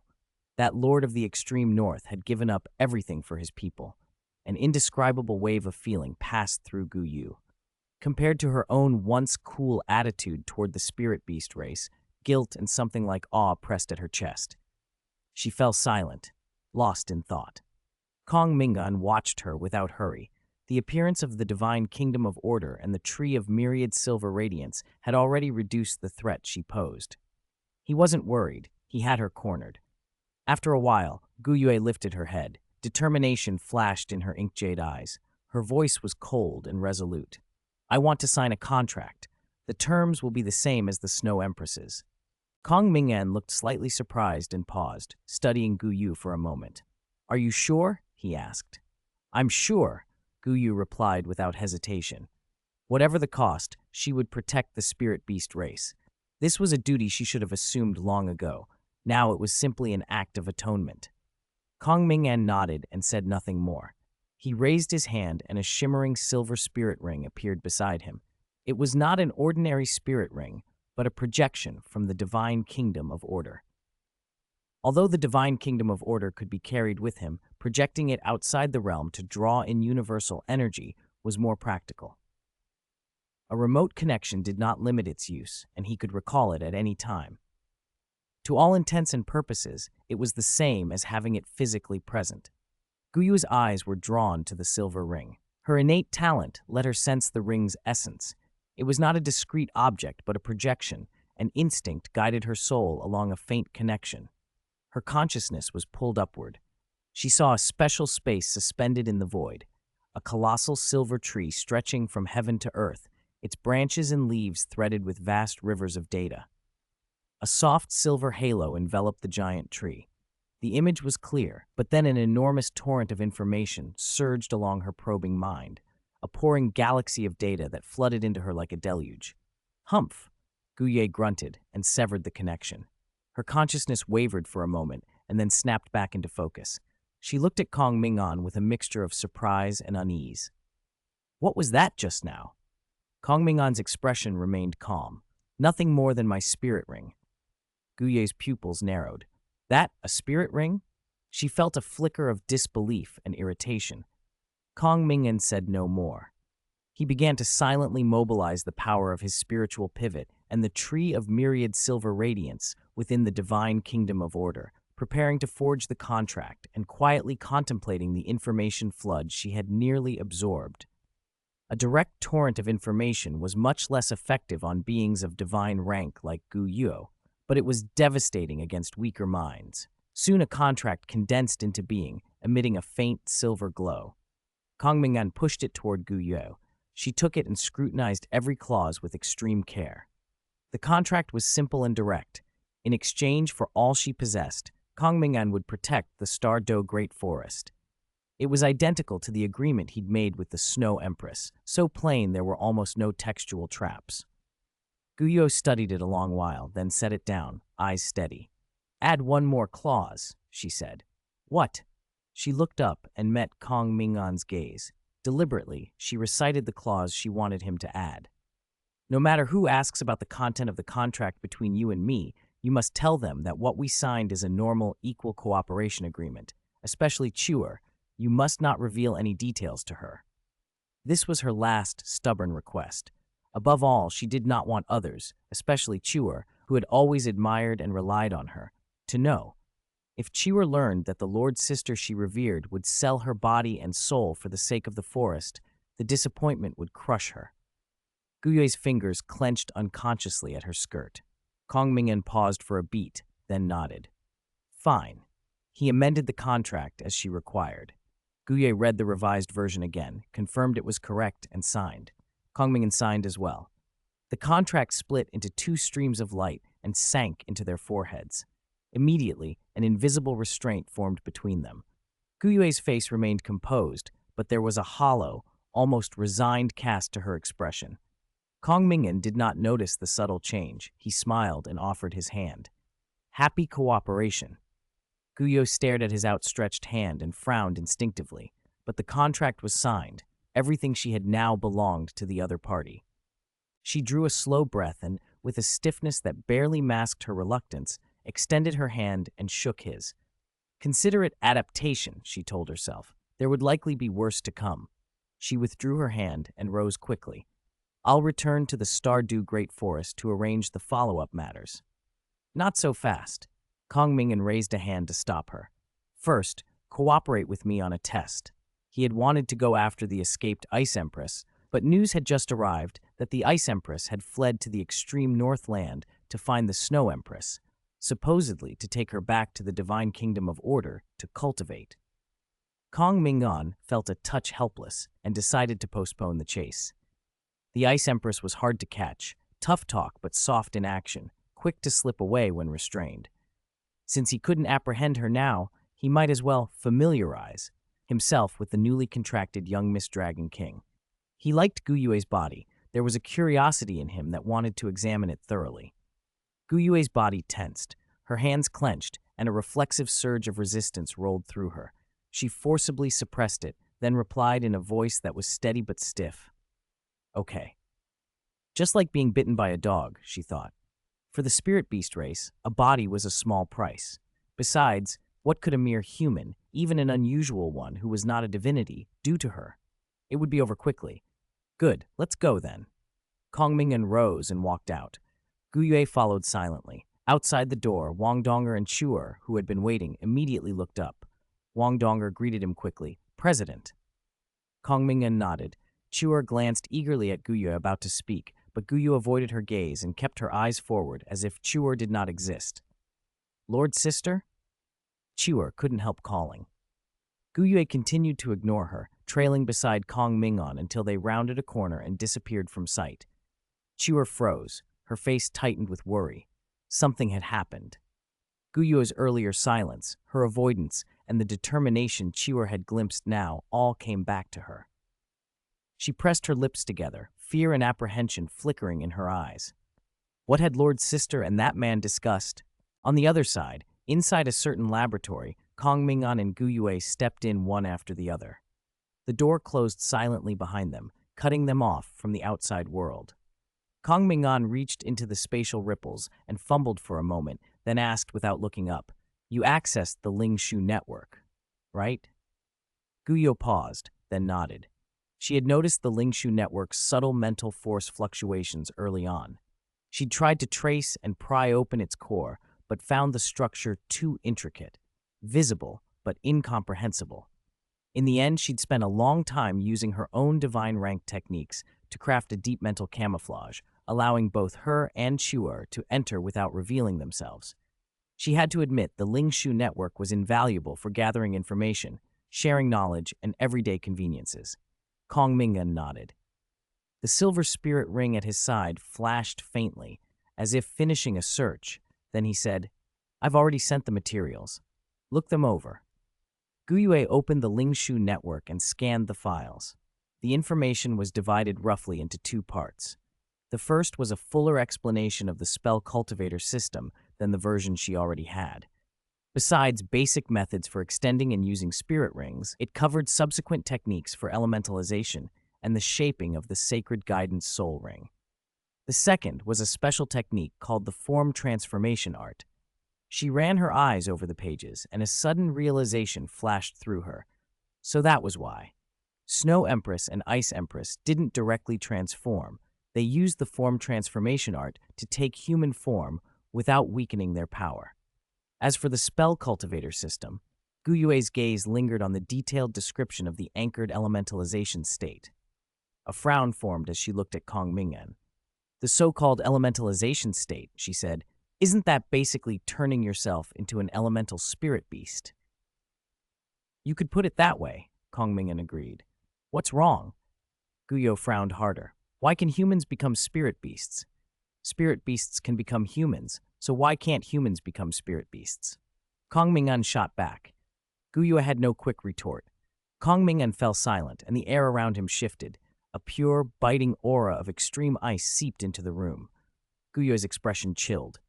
A moment later, his aura relaxed, and he looked like the human youth he had been before. Guyo stared, stunned. She was certain he'd briefly changed into a spirit beast and then back into a human. The whole transition had been seamless and expertly done. Kong Ming'an smiled. See, the line between humans and spirit beasts isn't as clear as you think. Master the method, and a human can be a spirit beast, and a spirit beast can be a human. If this spreads, how will we tell them apart? Guyu asked, unable to hide her concern. Kong Ming'an tilted his head. What do you consider a spirit beast to be? The question caught her off guard. She tried to answer, but words failed her. The variety of sentient beings lumped under spirit beasts was too vast for a neat definition. Seeing her silence, Kong Ming'an plunged his hand into the ripples again. This time, he pulled out a trembling soft-bones rabbit, snow-white with blood-red eyes, and held it up for her. Do you think this is a spirit beast? He asked. Yes, Guyu answered automatically. Would you regard it as one of your kind? She flinched. Instinctively, she wanted to say no. A low-level spirit beast like a soft-bones rabbit was little more than food to her, low-grade food she wouldn't bother to glance at. Surely something like this wasn't her kin. But as the thought rose, she felt the flaw in it. Kong Ming'an seemed to read her mind and smiled. You think it's just food, right? Guyo said nothing. Her silence implied assent. Kong Ming'an's smile didn't fade. Then if we replace this soft-bones rabbit with Ditian, BG, or Xiangjun, would you still think they're not your kin? This time, Guyo did not hesitate and nodded. Kong Ming'an tossed the rabbit back into the ripples. You see, even you, the beast co-ruler, make distinctions among spirit beasts. Some you treat as kin, others as food or lesser beings. He looked at her steadily. So is obsessing over the divide between spirit beasts and humans really so important? If this method spreads, the boundary will blur. Spirit beasts and humans could coexist. At that point, would we still need to differentiate? Guyue bristled. That's sophistry. Believe what you will. Kong Ming'an's tone stayed even, but I can tell you plainly, I bear no enmity toward the spirit beast race. I'm interested in discovering a Tao that allows spirit beasts and humans to truly coexist, like I said before. If you can't accept that, I won't force you. I can help relocate the Stardow Great Forest to an independent plane suitable for spirit beasts and far from human conflict, ensuring their safety. Guyue's eyes flickered. You would do that? Since I signed the contract to protect the Stardow Great Forest, I won't go back on my word and stand by while it perishes, he said. If you want, we can amend the contract to include that relocation. It makes no difference to me. He spoke calmly and seriously. For a moment, Guyue's cold vigilance thawed. This human might actually be a decent person. He seemed faithful to his promises and had even thought about future arrangements for the forest. He didn't seem like someone who would sign a contract and then shirk his duties or harass her endlessly. Just as Guyue allowed herself to relax and her opinion of the youth softened, Kong Ming'an tapped the cold metal platform beside him and said casually, All right, discussion about the spirit beast race ends here for now. Take off your clothes so I can take your measurements. Guyue stared. She swallowed her indignation. This man, this damned human, was irredeemable, a complete bastard, A hot, uncomfortable flush rose in her chest, but she forced it down. She forced herself not to show it. She stared at the youth a long moment, thoughts racing. Then, as if unable to face her own humiliation, she closed her eyes. With a reluctant sigh, she reached out and began to undo her garments. 195. Slowly adjust the shape of Miss Dragon King. Today Guyu wore the standard female uniform of the Sun Moon Royal Soul Engineer Academy, which commonly came in two styles. The white one, Miss Meng favored, and the black one Guyu had chosen. She wore a black tailored jacket over a crisp white shirt and a knee-length pleated skirt. Black stockings covered her legs and outlined the lines of her calves and thighs. She stood in the lab with her eyes shut, long lashes trembling as if she were holding something in. Her jacket lay tossed over a nearby instrument. One hand rested at the buttons of her white shirt, the top few already undone, showing a pale throat and the slope of her collarbones. Her face wore a resigned, almost defeated expression mixed with a fierce, private humiliation. Her lips were pale and pressed tight. Her skirt had been removed and set aside, so now she was left in the white shirt and stockings. The shirt was mostly unbuttoned, and she stood tense, on the edge of breaking down yet constrained by will. Her fingertips shook as they hovered over the last button at her chest, every motion strained. "Stop!" Kong Ming'an's voice was calm and steady. Guyu froze. When she opened her eyes, there was no relief, only a hollow, exhausted look, as if all energy had been drained from them. She stared at him, her voice wavered. "What?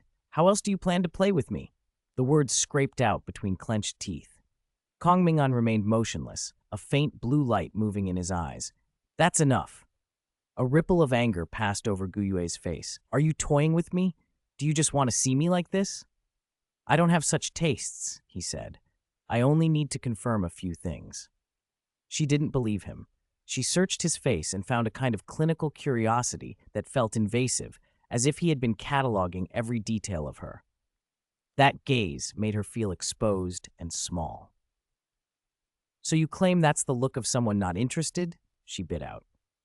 Kong Ming'an's thoughts were more complicated than she could know. True, he found Guyu astonishing, whether in her usual black hair and dark eyes or in any other guise. There was a rare harmony to the channels of energy in her body, the connections between nodes, the proportions of her frame. It was the kind of natural integrity that, to someone like him, was more than aesthetically pleasing. It was scientifically significant. When he'd studied her at first sight, he'd entertained extreme notions, what many researchers might think when confronted with something so impeccably ordered. But he had not acted on those thoughts. He'd followed the plan instead, the contract, the gradual steps that had brought them to this room. He had observed her without withholding his perception. He told himself it was purely professional, observing structure, not desire. The odd requests he made weren't meant to gratify some perverse curiosity, but were tests, ways to see how far this proud young Miss Dragon King would bend for her clan. The results had surprised him. Her resolve was stronger than he'd expected. For the sake of responsibility and duty, even when humiliated, she complied. That willingness was valuable. If she could be led to accept small compromises now, he could, in time, push farther. He could lower her resistance step by step, a deliberate psychological adjustment. Today it had been outer clothing. Later, it might involve more invasive examinations. If the first concessions were made, the rest would come more easily. The thought gave him a small, unreadable smile, and he caught himself. His methods sounded dangerously like training. He shook off the stray discomfort and accepted the course he'd chosen. The control was the point. How they arrived at it was secondary. The laboratory stayed quiet. Guyu stood in her mostly unbuttoned shirt and stockings, every line of her posture taut with tension. Kong Ming'an ignored the visible shame on her face and produced several specialized spirit rings and a few transparent vials, which he tossed to her casually. She caught them, glanced at them, then looked back at him, eyes asking without words. "First," he said, "I need samples of your energy and your blood." Guyu hesitated.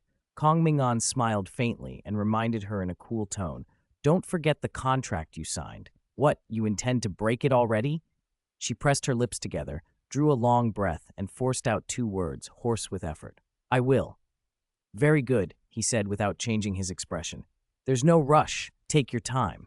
Time was on his side. He could patiently adjust the shape of the young Mist Dragon King. 196. Battle-damaged version of Mist Dragon King. A moment later, Guyue stood in a corner of the lab, head slightly bowed, staring at her chest.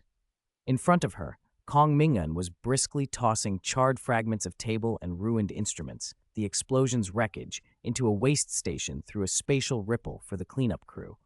When the last piece vanished, he let out a slow breath as if steadying himself, then turned back to look at her.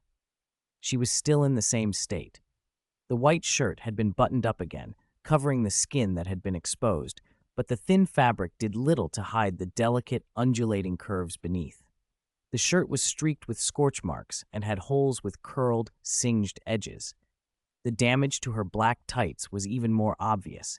The material that once hugged her long legs now bore several jagged rips, as if cut by invisible claws.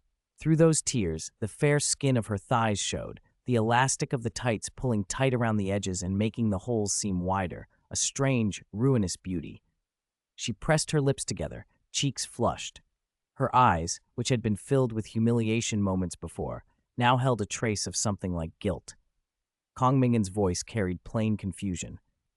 So, how did it explode just from you injecting spirit power? He truly looked bewildered. If it had been a low-grade storage spirit ring, 10 or 100-year tier, poor quality, that could be understood. But this was a specially made storage spirit ring, built to stably contain spirit power at the 100,000-year level. Such a container had exceptional stability. How could it have detonated? Guyue stayed silent, her gaze wandering. She couldn't possibly tell him that while she was injecting spirit power, her mind had been busy imagining 1,000 different ways to kill this scoundrel in front of her. Images that had excited her just enough to distract her attention, and then it had exploded. After a long pause, she forced out 2 words, mistake. Kong Ming'an was quiet for a beat, then shook his head and decided not to press it. Fine. First you learn the form transformation art. When you've mastered that, we'll continue. I'll make the preparations. Guyue didn't reply. She only nodded. Time passed in the quiet lab. The form transformation art didn't take long, less than half an hour, and she had it down. If not for one man's reminder, she could probably have started transforming immediately. She opened her eyes and looked at Kong Ming'an, but he merely patted the large sofa beside him, piled with soft cushions. Come lie down, he said casually. Guyue paused. Her dark eyes flicked to the sofa, and an unwelcome image flitted through her head. She answered with a hint of resistance. Here? Kong Ming'an sighed, almost helpless. This is to heal your injuries. They're too severe. If we don't fix them before you transform, it'll affect the aesthetic structure of your body after transformation. Guyue blinked. Healing she understood, but aesthetic structure? She looked puzzled but nodded anyway. She asked, why on the sofa? Because you won't be able to bear the pain later. Lying down is safer, and it'll be easier for me to hold you steady. His tone was flat, doubtful but silent. She walked to the sofa and lay down. Her body sank into the cushions. The soft surface made her curves more pronounced. Someone removed her shoes and her legs, sheathed in the shredded black tights, naturally closed together. The tight material still clung to the full, elastic lines of her legs and caught the lab light. Don't resist, Kong Ming'an instructed. Guyue went still. The next instant, she felt a hand lift the hem of her shirt and then cover her lower abdomen. She tensed reflexively, a small involuntary shiver running through her, but immediately she gave up resisting. She bit her lip, pressed her eyes shut, and tried to steel herself. Nothing obscene followed. Instead, a gentle force seeped into her from her lower abdomen. It moved through her meridians and bones like a cool trickle. At first, it brought no pain, only a slight warmth that made her relax involuntarily. Then a sickening mixture of soreness, numbness, and a soft, gnawing ache swept through her, like countless tiny ants nibbling inside her flesh and between her bones. Guyue clenched her teeth and forced herself not to make any sound. A hard, cold aura suddenly rose from Kong Ming'an. His spirit ring, edged with dark red gilded patterns, appeared and exuded a precise killing intent. At the same time, deep in Guyue's body, 5 stubborn, dormant imprints of divine rank power. each different in attribute but equally tenacious, began to stir and show themselves. Kong Ming'an looked down. The 5 distinct divine forces clung to her like parasites. After a moment's appraisal, he confirmed what he suspected. These were residual divine forces left by 5 god kings from the god realm. No wonder, in the original timeline, the young Miss Dragon King didn't heal her injuries until tens of thousands of years later. The combined imprint of 5 god kings left chronic wounds that a mere second-rank divinity could only erode slowly with time. For him, though, it was manageable. He didn't make any grand gestures. Pressing lightly on her flat, soft lower abdomen, he began to channel the power of the Asura god position origin. The procedure would be brutal. He was about to strip god-king level power from inside her. Even with precise intervention and the young Miss Dragon King clenching the might to endure, the tearing pain caused by extracting that force was inevitable. Among the 5 divine forces, the power of the god of destruction had been calmed and anchored by his god test aura. The Asura god's power had already been brought under his control. After a momentary hesitation, he decided to draw out the divine force of the god of evil first. Before he began, he warned, "It will hurt a lot. You have to bear it." Guye frowned, not taking the warning of the scoundrel beside her seriously. It was only pain. What couldn't she endure? Before the thought finished forming, a savage, ripping agony, as if her soul were being torn from her, exploded from her abdomen. 197. Chiwer witnessed everything. Guye couldn't help a sharp cry of pain. Her whole body shook violently. She clutched the sofa cushion so hard her knuckles turned white. Her legs arched reflexively. The muscles in her calves and toes tightened inside the black stockings, every fiber of her body rebelling against a pain that felt like bone and tendon being torn apart. "Hold on," Kong Ming'an said calmly.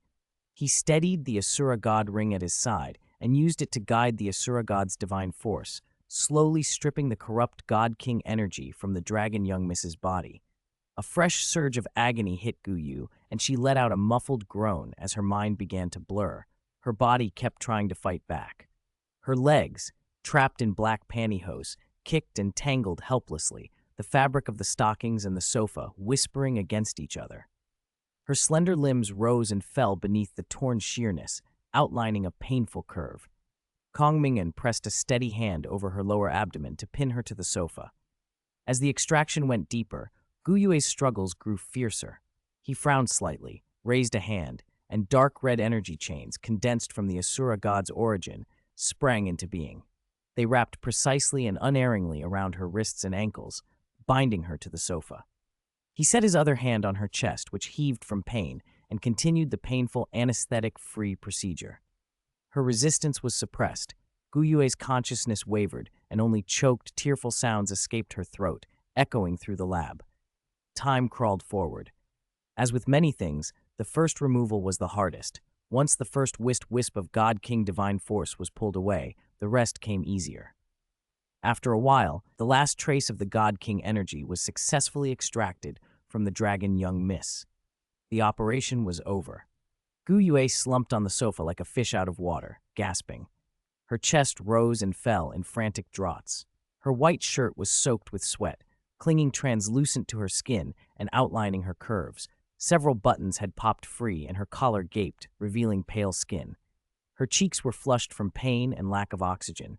Her eyes, still clouded, stared at the ceiling. The black pantyhose on her legs were ripped in places from her struggle.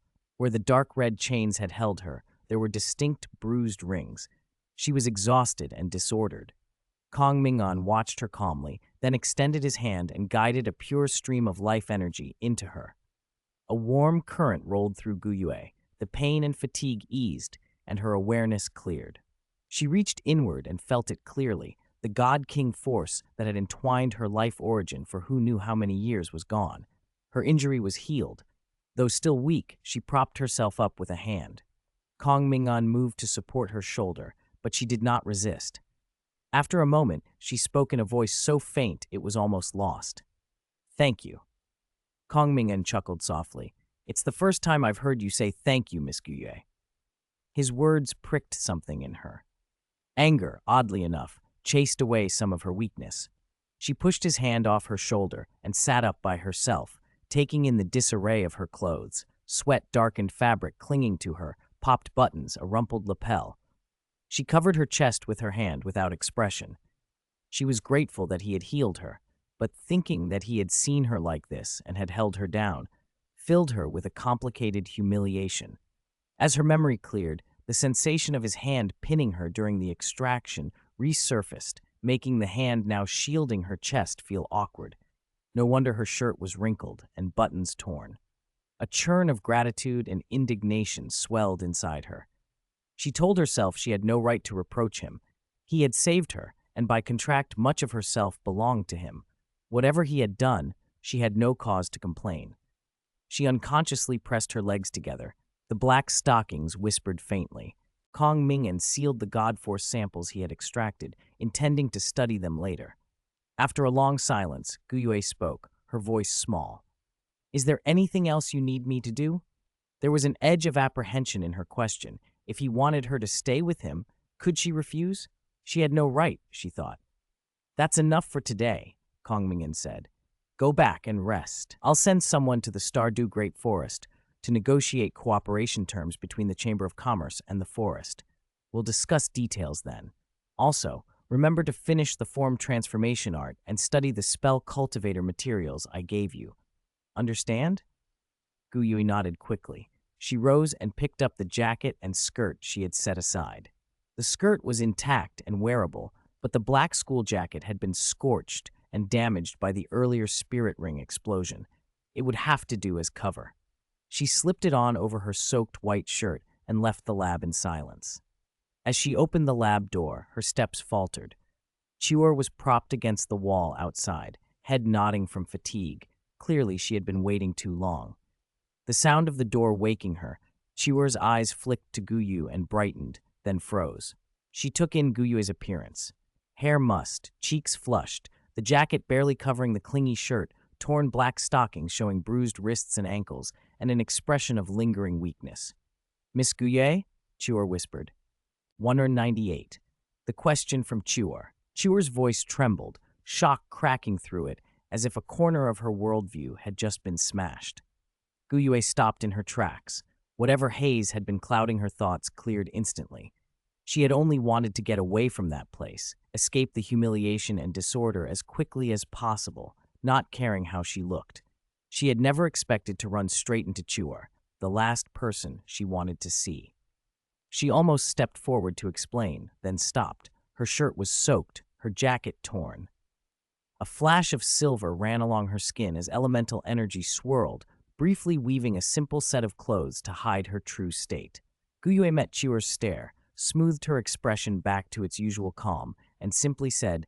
Chua didn't answer right away. She kept staring, as if she could see through the elemental illusion to the dishevelment underneath.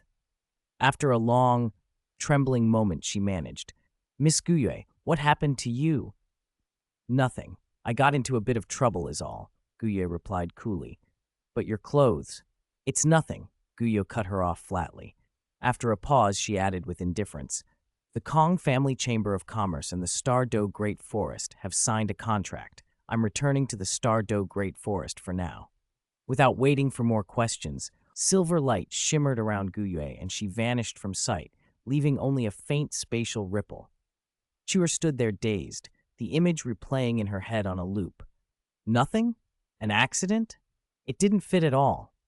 From the very start, Miss Guyue had acted oddly. She'd made them leave, spoken privately with that scoundrel, then come out in that state after hours in the lab. All of it pointed to something Chua didn't want to believe. She abruptly lifted her face, fury burning in her golden eyes, and fixed it on Kong Ming'an, who had just poked his head out of the lab to watch the commotion. Kong Ming'an blinked in confusion. Meanwhile, in Guyue's dormitory at the Sun Moon Royal Soul Engineer Academy, space rippled and she reappeared. The elemental clothing dissolved. She shrugged off the torn jacket, the ruined inner shirt, the tights. Water elements gathered at her raised hand and washed over her, cleaning her and knitting the bruises on her wrists and ankles closed. She opened the wardrobe, took out a clean academy uniform, and dressed carefully. Standing before the full-length mirror, she looked composed, cold, and collected as always, and let out a small, involuntary sigh of relief. But the memories came back in waves, the strange sensations against her chest, the marks on her wrists and ankles. Humiliation, mixed with angry shame, crawled through her. She steadied herself, looked at the restored reflection, and was about to leave when she remembered Chuer. She paused, opened the Ling Shu network, and sent a few terse messages to someone. The other party's replies made her face shift several times, then she closed the connection. A silver light flashed, and she was gone. Back at the Kong family Chamber of Commerce's laboratory, Chuer still glared at Kong Ming'an, suspicion and accusation sharpening every word. "What did you do to Miss Guye?" Kong Ming'an barely glanced up from the samples of destructive divine force and life chi circulating before him. "I didn't do anything." "You didn't do anything," Chuer's voice rose. "You expect me to believe that? Miss Guyo came out like that. She had marks. How is that didn't do anything?" Kong Ming'an's attention never left the samples. Annoyed by his indifference, Chuer reflexively reached out and grabbed for him. A dark red energy chain suddenly slid out from the spatial ripples at her side and bound her wrist, holding her in place. Cold Asura aura radiated from the chain. Chuer stumbled and pulled, but it didn't budge. "No, if you have the ability, let me go," she spat. Kong Ming'an summoned 2 blood-red, 100,000-year spirit rings and studied their structures while casually replying, "Haven't you already seen whether I have the ability?" Chuer froze, hot anger making her forget the danger. If she tried to force things now, she'd likely be overwhelmed and tossed aside. She bit back a retort and demanded, "Then tell me, what did you do to Miss Guyu?" "It was just healing," Kong Ming'an said calmly. "Healing? You call that healing?" Chuer scoffed, incredulous. Her small face twisted with fury. One hand tugged uselessly at the chain, the other kept missing when she tried to seize Kong Ming'an's clothes. He didn't answer her anger directly. Instead, he tapped the spirit rings lightly, and the blood-red color drained into a pale outline. With precise gestures, he plucked a wisp from each of the samples of destructive divine force and life chi and placed them into the translucent rings. The rings brightened, one dark purple, full of destructive aura, the other a vivid emerald, brimming with life force. He overlaid them and examined how they repelled yet subtly balanced each other. A thoughtful expression crossed his face. "It seems promising," he thought. Then he looked back at Chuer. "I really didn't do anything to her. I helped heal her injuries. If you don't believe me, ask her." Chuer froze. If she could have asked Miss Guye, she wouldn't be standing here demanding answers. She swallowed, furious and helpless, and instead asked, "What was in the contract you signed with Miss Guye?" Kong Ming'an glanced up and answered, almost as if quoting her own request, "It's an equal contract." Protagonist to Chuer. "You wouldn't want your Miss Guyo bullied, would you?" Protagonist to Guyo. "You wouldn't want your respected dependent junior bullied, would you?" P.S. Strange, but somehow interesting. Who do you think will act first, Chuer or Guyue, and who will end up eavesdropping? 199. "I want to sign a contract with you." Kong Ming'an answered Chuer's outburst softly, though his eyes kept flicking to the notification popping up on the Ling Shu network. It was from the young Miss Dragon King. "Don't tell Chuer about what happened between us." After more than 10 seconds, another message arrived. "Next time, I'll let you decide." Obviously, she didn't want Chuer learning any inside information. After a brief hesitation, Kong Ming'an typed back, "Change your clothes next time?" The reply came almost at once. "Fine. What clothes?" 2 silent seconds, then, "All right." Kong Ming'an's gaze shifted. He was starting to wonder where Guyue's psychological limits really lay. Her immediate compliance made him want to test those limits. He glanced at Chuer, who still looked incredulous, and added, dutifully, "The contract's contents include detailed rules for cooperation between the Chamber of Commerce and the Stardew Great Forest, plus several additional clauses. It's a refinement and deepening of the earlier preliminary draft." Chuer fell silent. Her complaint remained the same. Her lord sister had ended up like that, and he was calmly telling her they'd only signed a simple cooperation contract? Then a thought struck her like a bolt. The contract, of course. She remembered Wang Donger's words. The contract she signed had been essentially a bond of servitude. Maybe her lord sister had also been forced to sign a contract that cost her dearly. The idea cleared her mind. After a short pause, determination flamed in Chewer's eyes. She looked up at Kong Ming'an. I want to sign a contract with you. Kong Ming'an. He froze, taken aback. Why did everyone want to sign contracts with him? He couldn't help but complain inwardly, but curiosity tugged at him. He put aside the two special spirit rings in front of him and asked, What kind of contract do you want to sign? Chewer's voice was steady. A contract that makes whatever price Lord Sister paid when she signed with you transfer to me. Whatever sacrifices she had to make, you take them from her and I will pay them. Her red-rimmed eyes bore into him, stubborn and earnest. Kong Ming'an paused, then let out a small laugh and shook his head. I don't understand what you mean. You do, Chewer snapped. You absolutely understand. Really, I don't. You do, she insisted. Lord Sister must have made some sort of deal with you and paid a price for it. I don't know what that price is, but whatever it was, I will pay it for her. Seeing her resolve, Kong Ming'an raised an eyebrow in surprise but repeated himself. The contract I signed with her was an equal, mutual agreement. He had no reason to break it. Besides, compared to the young Miss Dragon King, Miss Auspicious Beast, Chewer's title, seemed ordinary in every way. If he ever wanted more, it wouldn't be hard. He didn't need to rush or be manipulated into it. Chewer frowned. The more he resisted, the more suspicious she became.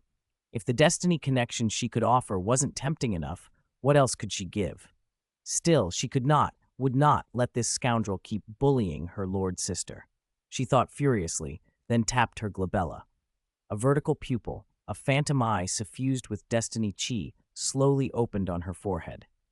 This is my third eye, she said seriously. I can use it to perform a destiny connection. It grants someone a special ability linked to destiny. If you sign a contract with me, I'll give it to you. Kong Ming'an's expression changed. He knew of Miss Auspicious Beast's third eye. In the original story, Huo Yuhao connected with that power and, after fusing it with the Eye of Life, obtained the Eye of Destiny. Later, when he ascended, the Eye of Destiny became a divine artifact. It was tempting.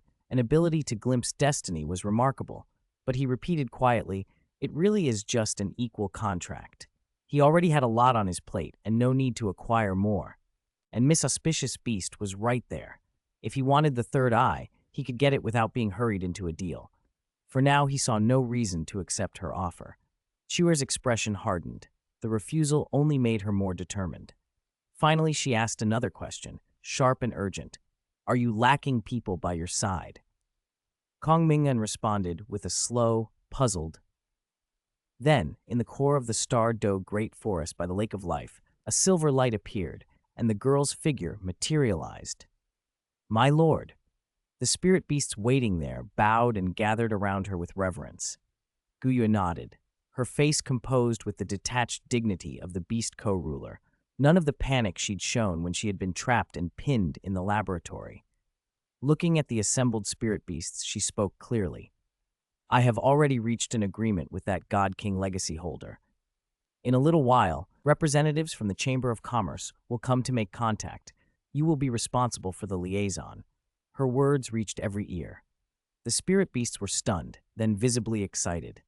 Lord had only been gone a few days and already produced results.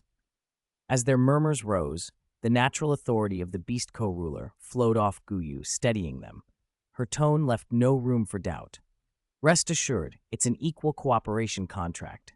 The Star-Do Great Forest and the Kong Family Chamber of Commerce will be partners. Furthermore, that God King successor has already signed a contract with me that guarantees if ideological differences arise, he will provide an independent plane for our spirit beast race to inhabit. She paused, scanning the faces of her subordinates, then spoke slowly, with deliberate assurance. I have secured the future of the spirit beasts. Silence fell on the lakeside for a beat, then excitement broke loose like a tide. The spirit beasts trusted their young Miss Dragon King utterly.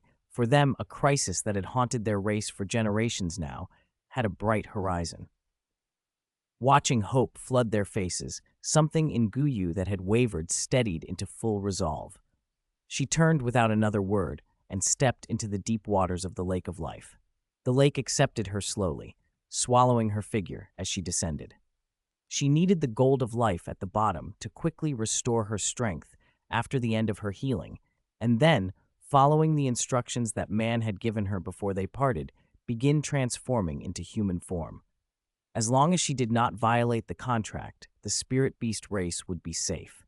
If the race was safe, she no longer cared what he demanded of her. It was a necessary sacrifice. 200. Maid-chewer time passed, and a few days later, in the small garden of the Kong family, inside a shaded pavilion, a gentle breeze stirred. On the stone table sat an elegant set of Xisha teaware. Kong Ming'an sat quietly, then slowly picked up the teapot. He warmed the pot, scalded the cups, took the tea, and added water with practiced, fluid motions. In moments, the steam rose and the aroma spread.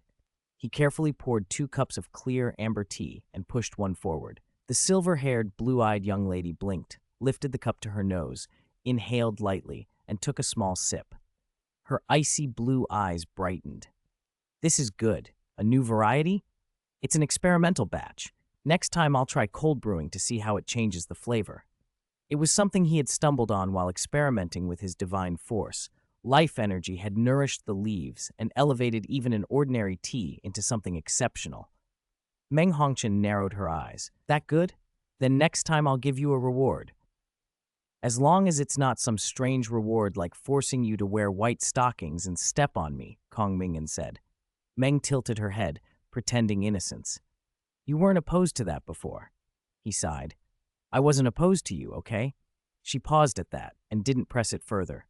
Her gaze drifted to one side of the pavilion where a young woman stood quietly. The newcomer had long golden hair that caught the light like sun and glassy red eyes. Her features were striking, a touch heroic in the set of her brow and the line of her jaw, at odds with the outfit she wore. She had been turned into a maid. The uniform was the classic black and white, a fitted bodice that emphasized a proud, full bust, a slightly cinched waist, and a large black bow at the back. The skirt fell to her knees, edged with lace. Below it, her slender legs were sheathed in sheer white stockings that caught the light and hinted at the skin beneath, outlining the perfect line of her calves. On her face was a clear mix of humiliation and discomfort that clashed with the lion cub pride in her expression, creating an odd, compelling contrast. When she had first arrived, Meng had been drawn to the unfamiliar maid by an inexplicable urge to tease. Meng leaned in, voice lowered. "What's the story with your little maid? Where did you kidnap her from?" Kong Ming'an answered calmly. "She insisted on staying by my side to keep an eye on me. I couldn't get rid of her, so I made her a maid." "You've got a twisted sense of humor," Meng said. "I haven't even gone all out yet." "I'll look forward to it," he replied. Meng smiled, then leaned closer. "Do you have another one of those? Can you get me a set too? And you have to put it on me yourself." Kong Ming'an fell silent, mentally begging her not to test him. He changed the subject. "How are the preparations going for what I asked about?" Meng's playful expression dimmed. When it was business, she could be all sharp edges. "It's basically done." She brought up the Ling Shu network and pushed a screen forward. A detailed map of the Sun Moon Empire unfolded before him. The Ling Shu network has been rolling out for a long time. Guild members all have access, and the convenience it brings is obvious, so promotion among the common folk hasn't been difficult. But the imperial family and the nobility have different ideas. They want their own independent Ling Shu network construction, or at least control over its management. In return, they promise to implement mandatory Ling Shu network access across the empire to get full coverage. Kong Ming'an studied the map. Which version of the Ling Shu network do they think this is? Meng's eyes narrowed. A foxish smile played at her lips. The initial version, servers built from specially made spirit tools as nodes, forming a mental transmission network. Then a certain crown prince couldn't sit still and hired 2 super duo-level evil soul masters to steal it. One of them died. The other was left critically injured, but they completed the mission and brought back the blueprints for building Ling Shu network servers. Her tone turned serious. Because it's the initial version, the network they built can only be a subordinate network to the Ling Shu network. Its information is independent, but I can still view and interfere with it. They don't know that, and they've secretly constructed several small internal networks. I've been monitoring them. Some are normal, but a few of those subnetworks have active users who are all evil soul masters. Kong Ming'an nodded, calm and decisive. Then accept their demands. The emergence of the Tree of Myriad Silver Radiance had boosted the information processing and transmission capacity of the spiritual pivot to unimaginable heights. The Ling Shu network already had the conditions for broad popularization. Because the Ling Shu network was an extension of the spiritual pivot, and the spiritual pivot was one of the three elements that formed his first spirit ring, he had absolute control over the Ling Shu network and any subnetworks derived from it. If the Sun Moon Empire achieved full network coverage, he could monitor every corner of it. Then all evil soul masters, criminals, and villains would be as clearly visible as fireflies in the night, and what awaited them would be an inevitable, thorough purge under the cloak of the Ling Shu network. It was like a messy room he meant to clean. There was too much to do now, but when the time came, he'd clear it out completely, pack away every piece of trash and leave nothing unsightly behind. Meng nodded. Understood. I'll reply to them that way.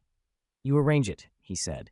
She stood to leave, then paused and looked back. Remember to get me a set too, one that's easier to untie.